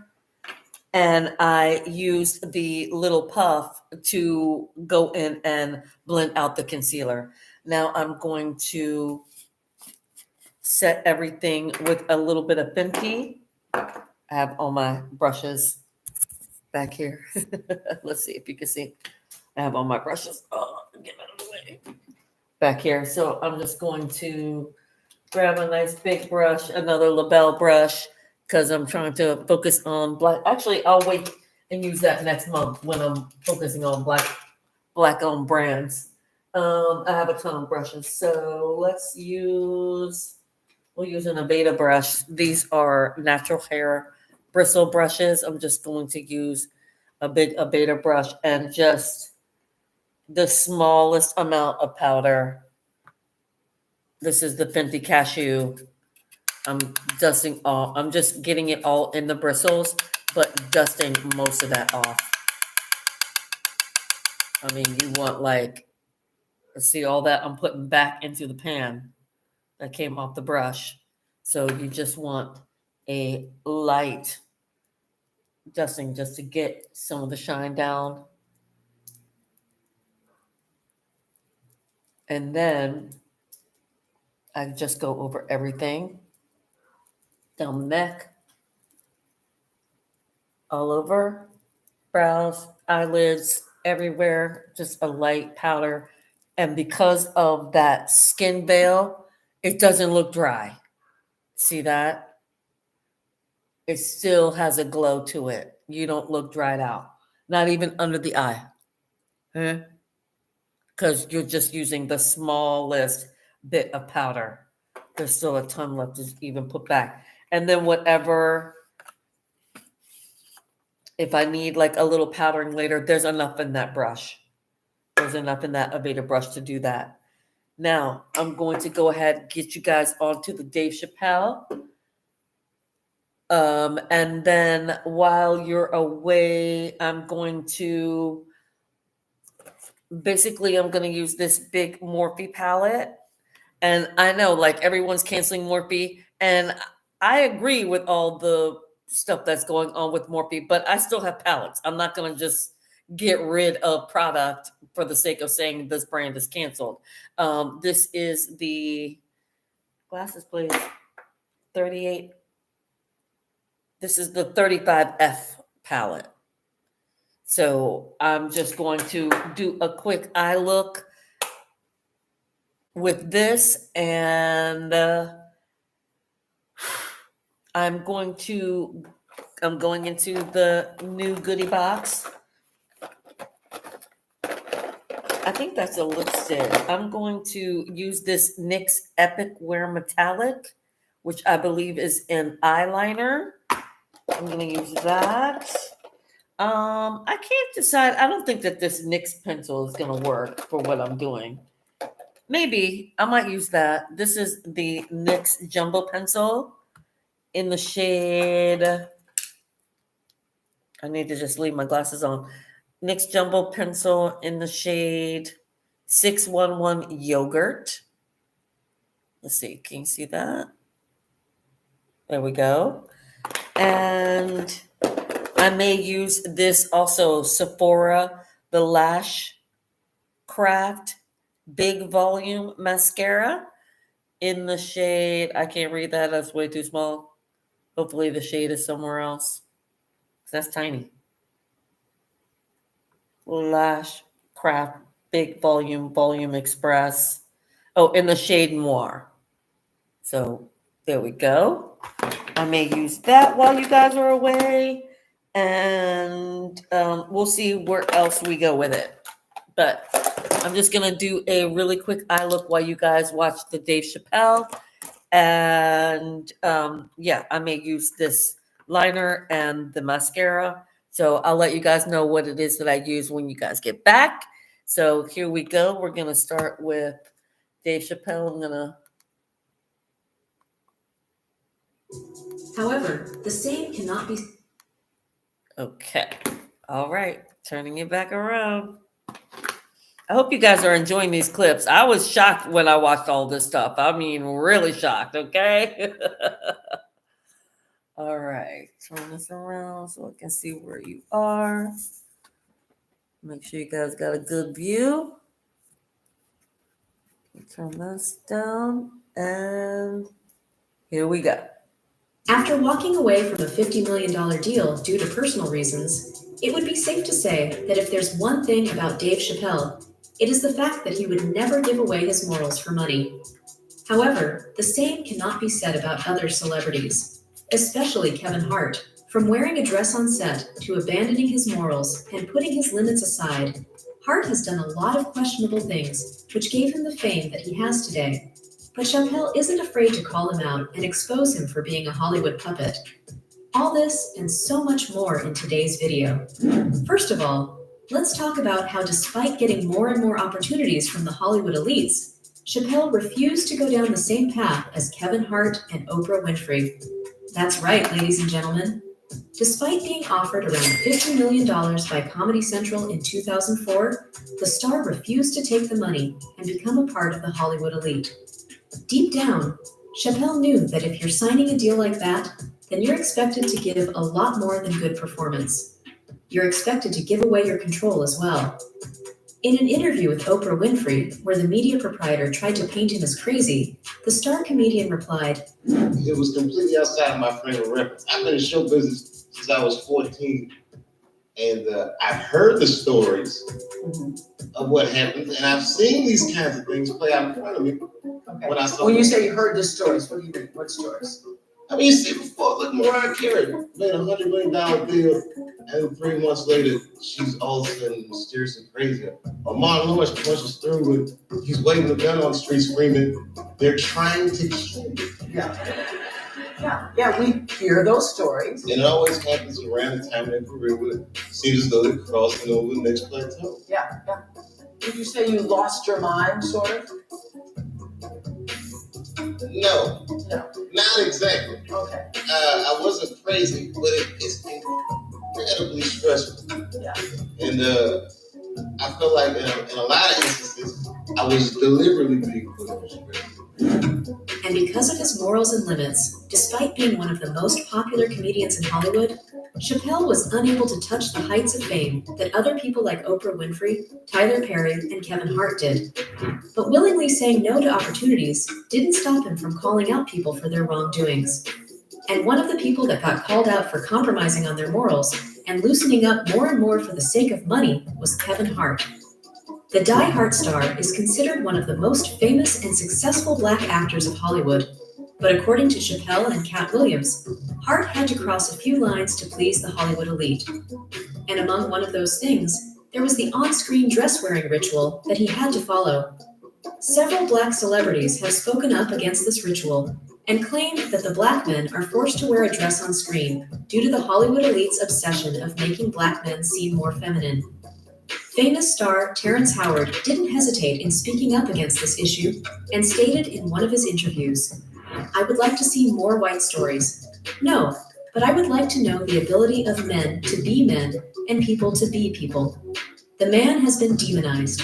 The strength and character and faults that come with a man are necessary for balance. With the new formula, most men are made to be effeminate and not have their power or sense of strength. They allow white men to be able to be strong, but when it's Black men, it's seen as a threat. I don't want to remove a few chromosomes to fit in someone's story, so I feel they need to expand their stories to allow men to be men and simultaneously appreciate a woman's beauty." In one of his interviews, Hart talked about how he knew what his limits were and how he knew when to say no to things. Is that something that, you wouldn't do, for? I definitely haven't ran into to put on the dress. I mean, you have to have boundaries. You have to have limits that you refuse to cross. For me, I know what they are. They've yet to be challenged, so I don't have to speak on them. I was asked to dribble a basketball on talk shows more than I said no to that. That was a dress, but I was like, no, it looks stupid. The other thing, you got to know that you're a brand. I'm a brand. You need to protect your brand at all times. When things happen that can possibly affect your brand, your brand can be diminished, and you don't want that to happen. So, protecting my brand is definitely a priority. But seems like the star was more than fine with blurring the lines the moment he got offered a juicy deal, at the mere cost of abandoning his masculinity in front of an audience. And even though Dave Chappelle and Hart both have touched similar heights of fame in Hollywood, still, Chappelle is the one who's more vocal and brave about shedding light on the Illuminati and the Hollywood elite. And in one of his eye-opening statements regarding the strange pattern in all successful Black actors, Chappelle mentioned how a lot of them were forced to wear a dress on set. Even if we look at it from a comedic point of view, there are a lot of other funny things that can be said or done that don't involve a grown man wearing a dress. However, several big names in Hollywood have been a part of this ritual.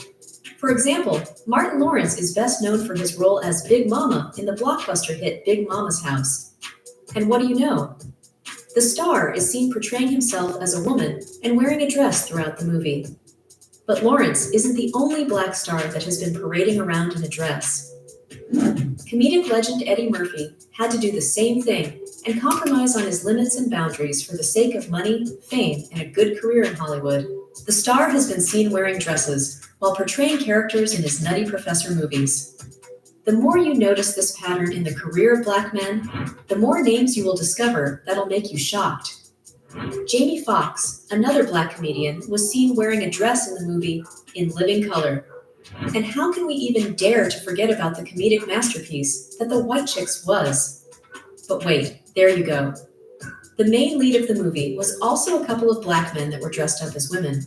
And besides turning down a $50 million deal in an attempt to make his refusal to obey the Hollywood elite known, Dave Chappelle said no to wearing a dress on set as well.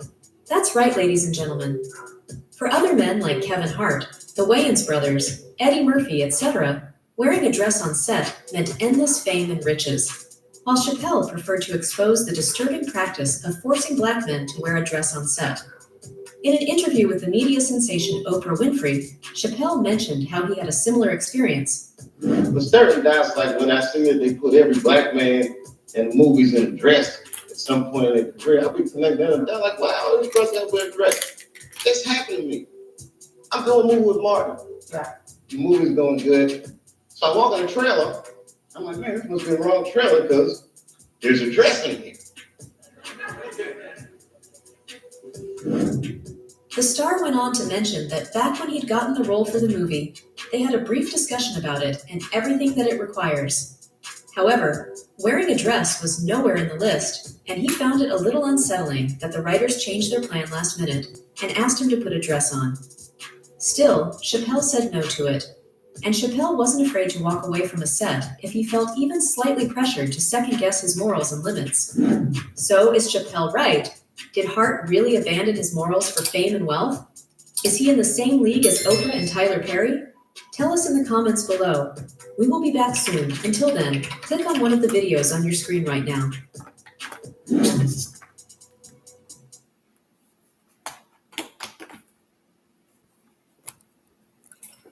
Wow. I mean, just wow. So many little things going on in Hollywood. You know, it's just the craziest stuff happening right now. And I am baffled about, you know, these things they're talking about, you know, grooming children and all these things. Why it is like no one is calling anyone out on it.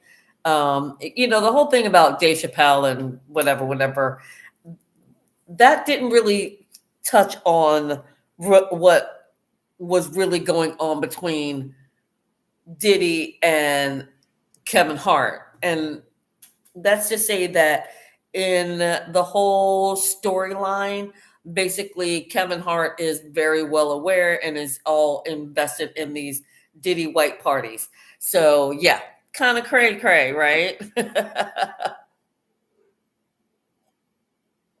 All right, you guys, we are running up on 2 hours here. I basically just used the Morphe palette to create this really quick eye look. I will put all of the products, colors that I used on my eyes. Everything will be in the description box sometime tomorrow. I'm not saying that I'm going to do it tonight because I still have a lot of more filming to do. So this is all about Jay-Z, but I think you kind of get the gist on Jay-Z. Like, I didn't know about him cheating on Beyonce and all this stuff. Like, it was all just so crazy to me, that going on. And I'm hoping that in here, this video, and I'm not going to play it. It's a 20-minute clip. I'm not going to play the whole thing. Maybe we'll see. It depends on how long it takes me to finish this look. But basically, it is her talking about, what I'm hoping that they're going to talk about is how Kevin Hart is related to Diddy. So let me just rewind That's just this. the tip of the iceberg. I watched a lot of this stuff. But yeah, I didn't know anything about Jay-Z being connected to P. Diddy. Like, I didn't get all that. And like, they're all like in these weird, freaky parties together. Weird. All right, here we go. While you're away, I am going to, like I said, I'm going to do the liner with the Epic Wear. And then I've got these Luxillia magnetic lashes that are in the new box, the First Impressions box. And this is what they look like. It has there are lots of different styles of lashes, which I love. Then, of course, it's got the liner that you put on it that has the magnetic in it. And then it also comes with a little lash tweezer. So I'm excited to try those. And then I'm going to do, this is not a first impressions. I've used this palette before. This is the LA Color blush palette. So it's contour and color and contour palette. I don't know which blush I'll use, but we'll do that. And then, yeah, we're going to do the mascara. And I'll let you guys know what it is once we get back. All right? I'm going to set you guys back. I also need some wine. I need a snack. We're going to get it all together, guys. All right. Get you back onto the TV. And here we go. Is Jay-Z up next? Jackpot is now alleging that Jay-Z's actually a lot worse than P. Diddy. He's just more smarter and calculated. Cashew puff. Cashew honeycomb. That's why I call you honeycomb. Because you snack so sweet. You chased that woman out of your offices because she saw you being you. And then you threatened to ruin her life. If she ever told anyone. But she did tell someone. She told me. Free Beyonce. She was the. Now you have said that you felt that Beyonce because I always heard their relationship was put together, like it was a business. Or I didn't hear that. I'm gonna make it easy. Sue me. I personally don't believe anybody could stop me. I really, that's just how I believe it. It was gonna be.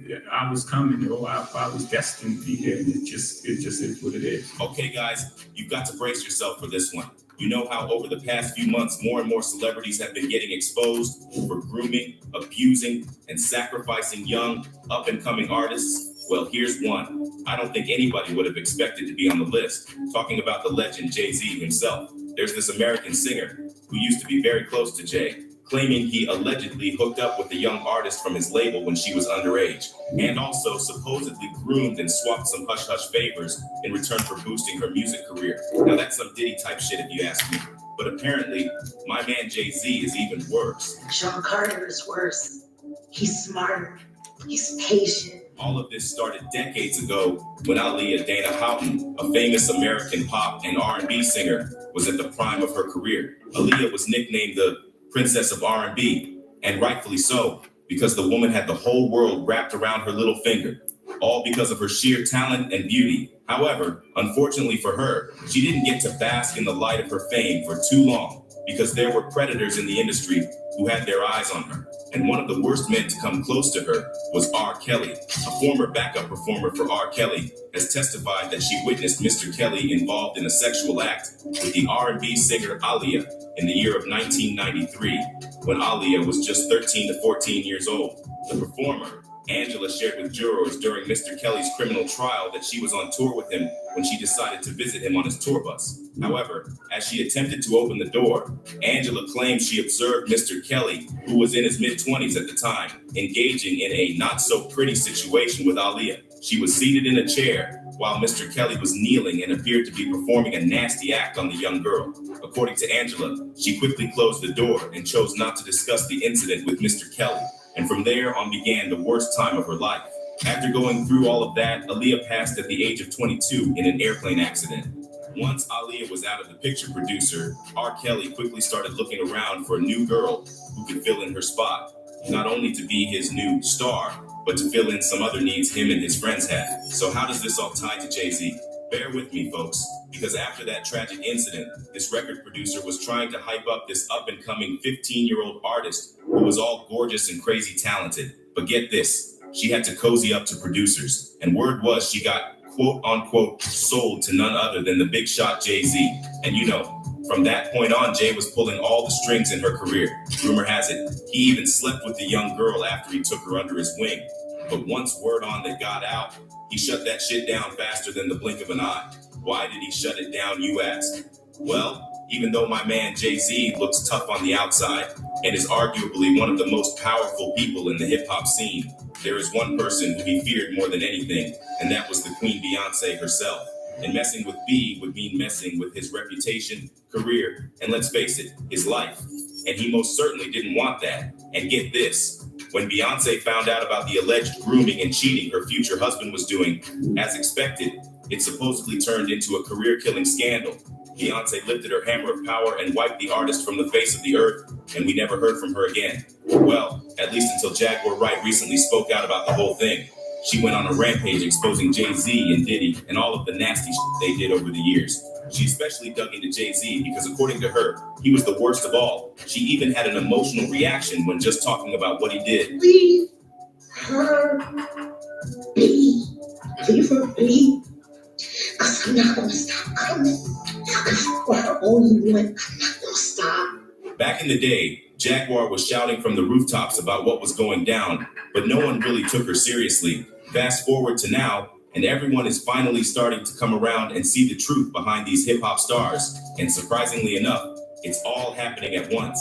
Literally the same time we found out about the shit Diddy had been pulling. And for the longest time, many of us assumed that he acted alone. But as it turns out, Jay-Z was right there with him. Now Jay-Z and Diddy might be tight, but Jaguar's throwing shade, especially at Jay-Z. But why? Why is Jaguar so hell-bent on putting the spotlight on Jay right now? Well, it's because she has proof of one girl who Jay ruined, and she wants the world to know the truth. Now, Jaguar isn't one to mince her words, and she's not doing any favors to Jay and Diddy either. In fact, she's telling the world all that she knows. And guys, believe me when I say she knows a lot. Why has Jay-Z been coming up with you lately?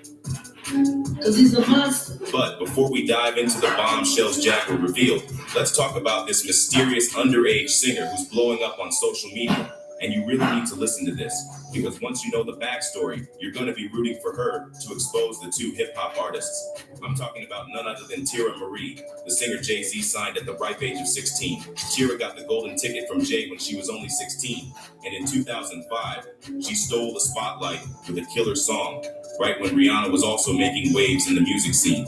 Enter the competition, right? The one who discovered Tira was Jay-Z's close friend and ally, L.A. Reid. He had this gut feeling that she was destined for even greater stardom than Riri. According to him, the first time he laid eyes on Tira, he was just blown away by her beauty. They all came to a collective decision to let me go. First of all, I was never signed directly to Rockefeller. I was signed to Def Jam. L.A. Reid signed me. It was his decision to let me go. Okay, so, But hold up. Rumor has it, L.A. Reid only thought this until Beyonce stepped in and redirected the spotlight to Riri. Beyonce convinced L.A. Reid that Rihanna was the real deal, and he ended up ditching Tira. Later on, Tira talked about it all in interviews about how Reid left her hanging. Now, here's the twist. Why did Beyonce suddenly decide to throw a wrench into one girl's booming career? Word on the street is that she caught wind of rumors suggesting that her partner Jay-Z had been involved with Tira to shut down the gossip and maybe protect her own turf. Beyonce allegedly wanted Tira out of the industry, so she pulled some strings and got L.A. Reid to cut ties with her. But that's just the tip of the iceberg. Sources suggest that Diddy might have had a hand in this mess after Beyonce discovered Jay-Z's alleged fling with Tira. And here's where things really get fucked up. It claims L.A. Reid himself got cozy with Tira, despite there being a whopping 31-year age gap. And it doesn't stop there. Allegedly, Tira was passed around like a hot potato, landing in the hands of a guy named Ray J, involved in some sketchy business with young female artists. Now, this story takes a wild turn. Ray J sent Tira J's way, and she climbed up the charts with some killer tunes. Everything seemed to be on the up and up until No Daddy became a massive hit. But then, really hit the fan. Tira and Jay-Z started dating, and things got messy. Jay-Z wasn't feeling it, and boom, he cut her off completely. Rumor has it that his influence reached far, and he basically blackballed her career. And guess who joined the blacklist party? Ray J. No record label was willing to touch her with a 10-foot pole, locking her out of the industry for a whole decade. And this was a huge surprise because of how smoothly she started with Jay. Back in the day, Right after Tira turned 16, Jay-Z signs her to Def Jam, and she dropped her debut album, Rockefeller Records presents Tira Mari, in August 2005. And guess what? It's a hit, climbing to number 5 on the Billboard 200 and snagging the second spot on the top R&B and hip-hop albums charts. Fast forward to the following year, Tira is working on her second album, and out of nowhere, production gets abruptly halted. Then she gets a call from the label right before her high school graduation, and they drop the bombshell. She's out. No more Jay-Z, no more labels. And you know what's even crazier? Jay-Z, the big shot, didn't bother giving her the news himself. Nope, Jay Brown made the call, leaving her absolutely baffled and in the dark. According to Tira, Jay-Z initially played the role of a father figure, only to ghost her without a single explanation. He was like a father figure at the time, but right now, I can't say that because, I don't talk to him anymore. And he didn't even call me and tell me bye-bye, so. And now get this. There's the rumor that Jay-Z dropped Tira because, allegedly, he was romantically involved with her, and Beyonce, the queen herself, found out about it. But that's not all. Ray J supposedly wanted her for himself. So Jay-Z swiftly drops her and basically passes her on like she a spliff everyone been taking a hit from. To add salt to the wound, he supposedly blacklists her, putting the brakes on her career. And Queen Bee was apparently involved in all of this as well. We're going to be letting you go. You're young. You have a bright future ahead of you. The want talk. And that's how it happened. Tira said, he was like a second father to me. So to just be thrown out and to not get a call from Jay was a bit heartbreaking. We live and we learn. But being that young and inexperienced, I didn't know. So I took it pretty hard. LA also shifts its focus to Rihanna, and Tira is left in the dust. But that's not all. The label starts pushing her to change her vibe, transforming from her comfort zone into this good girl turned bad girl persona. They wanted her to be this rebellious teenager who curses, does drugs, the whole 9 yards. And the whole situation takes a dark turn with so many ugly men like Diddy involved. Tira, after facing the music industry's harsh blows, ended up battling substance issues, checking into rehab, a haunting consequence of diving into the industry at a tender age. But here's the kicker. She's not the only one Jay-Z has been accused of grooming along with Diddy, and fans have been on her side since day one. One person wrote, "The industry owes Tira Mari an apology," played in that girl's face. Another added, "Tira needs to attend the next I Try I show, get a backstage picture with Jay-Z, and pretend like everything is love so she can restart her career." Rumors swirl that Jay-Z was allegedly also involved with Foxy Brown when she was just 14, and he first crossed paths with Beyonce when she was 16, with him being 28 at the time. Many of her major hits were with Jigga, but then she vanished from the scene. There were whispers that Jay-Z was more than just a mentor to her. Rumors swirled that he was a sort of sugar daddy, and even took her virginity when she was just a kid. Dame Dash, supposedly in the know, stayed tight-lipped about the whole thing. The music industry can be a seriously shady place, and people like Dame who keep these dirty secrets are a part of the problem. It seems like you got a question for Jay. Ask him. Don't ask me his question. I'm not. Okay. Y'all can keep asking me questions. We're moving on. Y'all keep asking me questions. Y'all want to ask him because he ain't here. To add more fuel to the fire, whispers have circulated for years suggesting Jay-Z's involvement in Aaliyah's tragic death because she supposedly rejected his advances. The tangled web gets even messier here. Apparently, Jay-Z had a tight bond with R. Kelly, and according to Aaliyah's ex, Dash, despite knowing about Kelly's assault on her and the illegal marriage at 15, Jay-Z refused to sever ties. Dame Dash later spilled the truth, saying, And the karma happened, but the thing I didn't understand is I was like, I know I'm not with that. And because of the moral challenge and him choosing one way, I knew morally we weren't the same. He dropped another bomb, revealing Jay-Z's attempts to pursue Aaliyah. However, she wasn't feeling him in that way. She was way more into Dash. Allegedly, Jay, who was not one to back down, decided Beyonce should then take Aaliyah's spot because he wasn't having none of it. In the midst of this, a feud ignited between Jay-Z and Dame, reaching its peak in 2001, when she tragically passed away in a plane crash in the Bahamas. Coincidentally, that same year, Jay-Z and Beyonce made their relationship public. And get this, less than a year later, he dropped his joint album with R. Kelly, titled Best of Both Worlds. After R. Kelly's heinous crimes came to light, Jay-Z's PR team allegedly went into overdrive to erase any traces of their friendship. But some, like Jaguar Wright, aren't letting the truth be swept under the rug. According to Jaguar, they were busy cooking up records together, especially for the Best of Both Worlds project, which seemingly vanished into thin air. Jaguar spilled the tea, claiming that Jay-Z was envious when Aaliyah chose Dame Dash over him. Notably, Jaguar was there in the mix, appearing as a background singer on Jay-Z's MTV Unplugged in 2001. The same year Aaliyah passed away, and the Best of Both Worlds collab with R. Kelly was in full swing. She must have witnessed quite a spectacle. And let's take a wild ride down memory lane. Wasn't this around the time Aaliyah tragically died and Beyonce's solo career hit a rough patch? Jaguar suggests that Queen Bey was struggling until Aaliyah's demise. And then, like magic, Rich Harrison swoops in, and suddenly, Crazy in Love becomes a massive hit. Coincidence or a calculated move? You decide. Around this disastrous period, Jay-Z was cozying up to Diddy, and their friendship has stood the test of time. Jaguar threw shade, pointing out that both Jay and Diddy profited from Biggie Smalls' death. In her latest bombshell, she claims Sean Carter is worse. He's smarter. He's patient. He's not sloppy.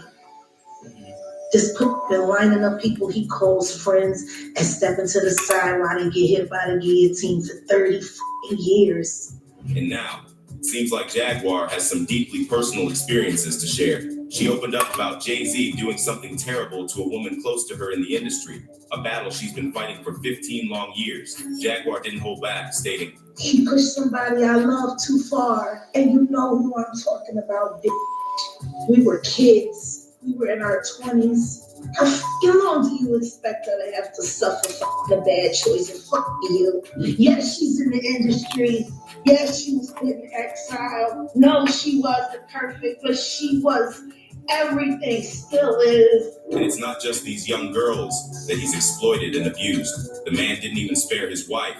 I mean, Jay-Z seems to have a track record of pursuing younger women, including Beyonce, who was only 16 when he was 28. Jaguar believes that he monitors and controls Queen Bee's every move. While Beyonce's fans might see her as living the perfect life, rumors are swirling that the rapper has his hands in every aspect of it. She's told what to say, she's told what to eat, she's told what to drink, she's told what to wear. Some speculate that the reason Beyonce tolerates all the gossip about her man's infidelity is because of his significant influence over her. It's like a tangled web of power dynamics in the world of the rich and famous. Who would have thought, right? The shockwaves are resonating, and it seems many are rallying behind Jaguar, highlighting that her story has remained consistent over the years. There's a growing sentiment that Jay-Z might soon face the same kind of exposure that Diddy did. Some supporters point out Solange's apparent disdain for him and speculate about his alleged interest in Aaliyah when she was a teenager, drawing parallels to R. Kelly's actions. Another fan notes Jay-Z's perceived lack of loyalty, even to his own family. And it doesn't stop there. Rumors about Jay-Z allegedly spreading STDs to Foxy Brown and others are making the rounds, with some suggesting there might be more to this than meets the eye, meaning Diddy might also be involved in some of these horrible activities with Jay-Z. All of this gets even more heinous when you think about the age differences. Like I just told you, that it was rumored that he took Foxy's virginity. Can you imagine how twisted this man was to get involved with a little girl and then allegedly give her STDs? You know, with all this crazy drama coming out about Jay-Z, it's not really that surprising to think that Diddy might be caught up in it too. I mean, look at Diddy's track record, especially with Cassie. Their relationship was like a roller coaster. Cassie spilled the beans about the ups and downs with Diddy, and it wasn't exactly a fairy tale. So, now that we're hearing all this stuff about Jay-Z, it's like, well, what else can we expect from Diddy at this point? It's almost like folks are saying, yeah, Diddy's been there, done that. And they're not exactly shocking to think he might be involved in some sketchy stuff too.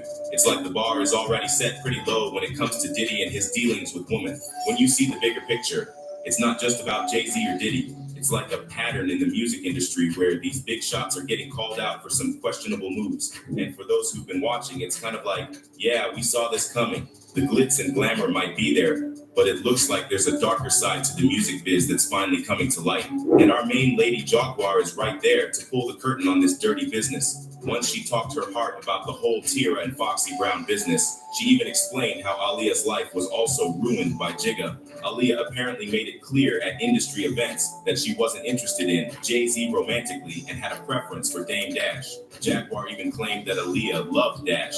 However, things took a turn when Jay-Z allegedly decided that Beyonce would be the next best thing if Plan A, Aaliyah, didn't work out. Around the same time, a feud erupted between Jay-Z and Dash during the dissolution of Rockefeller Records in the 2000s. A According to Dash, the betrayal felt deep, like a brother turning on him for money. This realization led Dash to see Jay-Z as a cold person, especially considering they never had any prior arguments. In 2022, R. Kelly faced legal consequences for sex trafficking and child sexual abuse. Allegedly, Jay-Z's PR team worked to cover any tracks connecting him to R. Kelly, especially concerning their friendship. However, individuals like Jaguar, who witnessed it all unfold, decided to speak out, claiming that they both had a history, including being involved with Aaliyah. So, what do you think? Comment down below and let us know. If you like this video, click the subscribe button and hit the bell icon to be the first to see my next video.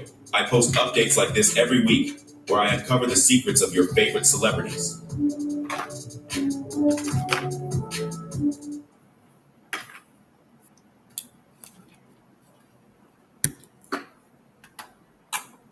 Wow. Wowza. I'm shooketh. Just shooketh. All of this is just so crazy, all this that's happening. But I just have one more lash to put on, and then we're going to wrap up this video and be done.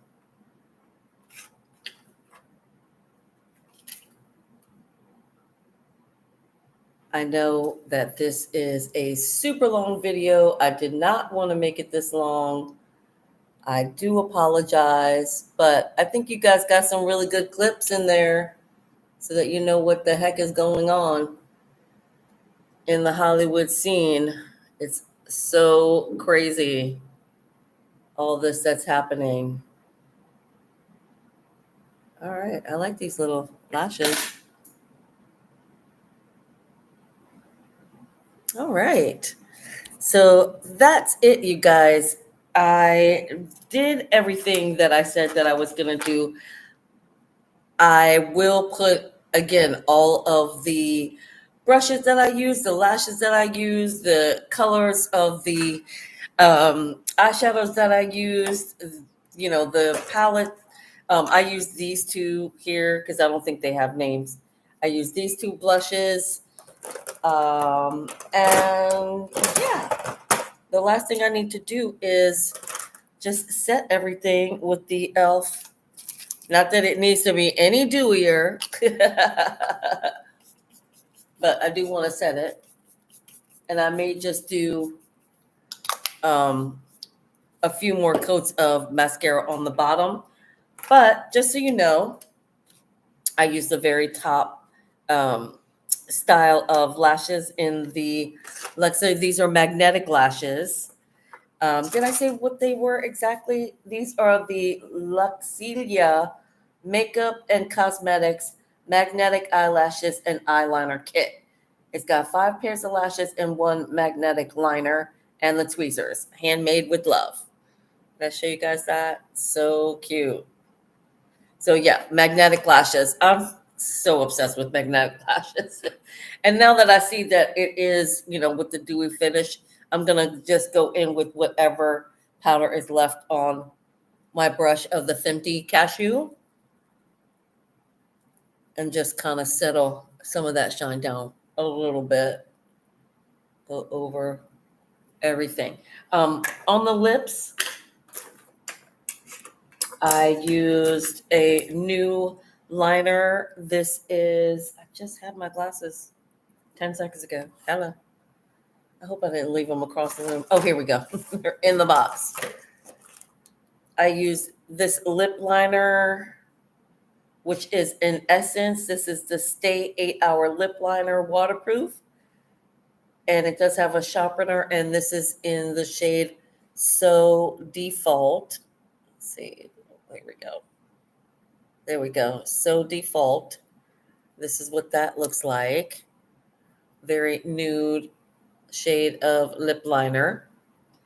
And because I was trying to do a new lipstick that I have not tried,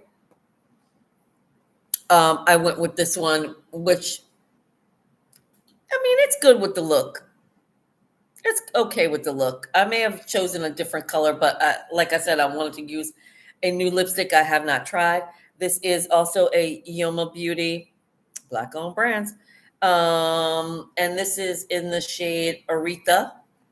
And that's what this looks like. It's a very cool tone, nude color. Very cool tone. Badass. Yeah, very cool. I love the components on here. A badass does not talk about being a badass. Love that. Love the component on it. Yeah, I was not disappointed with any of the new products that I used. The Yummy Skin was amazing. It actually did match my skin tone. I was very happy about that because I wasn't exactly sure if it was going to match my skin tone, and it matched it perfectly. I didn't have to go in because if I ever have a product that's too light, I always have this like NYX drops, these Total Control Pro, and I'll just add like a couple drops to a foundation if it's too light. But this one actually was perfect. No complaints. The Kat Von D, I think that if you use that as a foundation, you love it. It seems like it blends beautifully. I had no complaints about it, of course. Just that's, I mean, like, I almost thought that it was too much. Like, I barely dipped into that little tester. I'm going to get so many uses out of that little tester. It's going to be amazing. So very good. If you're using it as a foundation, I think you'll love it. That's the Kat Von D Locket. Let's see. Do I have the shade? Oh, I'll put all the shades in there. What else did we use that was new? Oh, the Sephora Lashcraft. That was amazing. The big volume. I'm going to do a makeup look without lashes. I just wanted to try the magnetic lashes for this particular look. Otherwise, I think that you could get away with just the Sephora mascara. It was amazing. I do love the magnetic lashes, worked out perfectly. No complaints there. The skin veil I've used before, that was amazing. The drops I think are great, but I don't necessarily know that I would use them as a primer. I don't think there's enough sticky to that, but I think as just an oil for the day, if you're doing a no makeup or whatever, or just underneath your skin veil, because it's got really good ingredients in it, I think would be fine. Let's see what else is new. The Yummy Skin I used that. I'm looking around a lot of the brushes, and no new brushes. Oh, I did try this NYX Epic Wear. I actually put it a little above the lash line before I put down the magnetic adhesive. I mean, it wasn't exciting. Like, I thought it was going to be something exciting. Maybe I just have to try it on my own. I was expecting it to have some glitter base to it for some reason. I don't know why. I think it says that on the thing, Epic Wear Metallic. So I was expecting it to be like this really shimmery thing. Maybe I have to try it on its own. I'm not sure, but it was just okay. And then, so the drops, again, I think I'll just use that on their own. Oh, the little puffs. The little puffs work great. I think they're too dense for you to lay down powder for ladies our age. It might be a little, like if you're trying to bake, I think that's just going to be too much. But I think to smooth out the concealer, it worked beautifully. And I think if you were just smoothing out any cream product, I think it works beautifully. And that's it. I think that's all the new products. So those were all the first impressions. And you guys got some really good videos. If I find any other good ones, I'll try to link them in the description. Like I said, I'll probably do that sometime tomorrow. It won't be tonight because I've got other things to film. But yeah, I really enjoyed doing this video. Please leave a comment and let me know if you would like more of these updated sort of reaction videos to what's going on in the news, what's trending. And I will be more than happy to bring that type of content to you. I know this is way over. The video I did last week, which was an hour and a half, did really well. So I'm going to be trying to stick to that amount of time. But, since there were so many videos to air during this particular live, to get you guys all caught up on what's going on. You know, that's why this one went a little longer. But next week, I promise it should be around the 1 hour and a half mark. Tomorrow video I will be posting sometime tomorrow will be all about me transforming my living room into my studio office.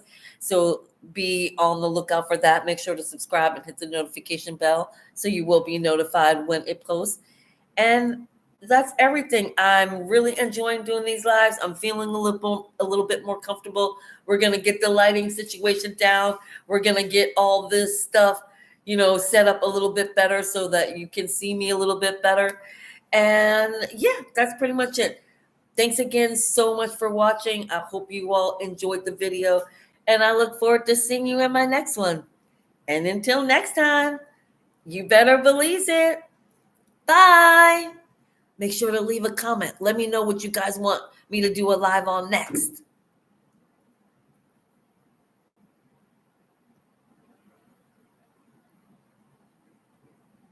Oh, and one more thing. Let me know, how does my makeup look? Leave a comment. Let me know. Have you tried any of these products? Do you like any of these products? I would love for you guys to let me know what products you would like for me to try next. Like I said, I've got more. I can do more first impressions videos for you. If that's something that you guys want, just leave a comment. Let me know. And also let me know what you thought of my makeup look tonight. All right, I'm getting ready to go have some wine and a snack. See you next time.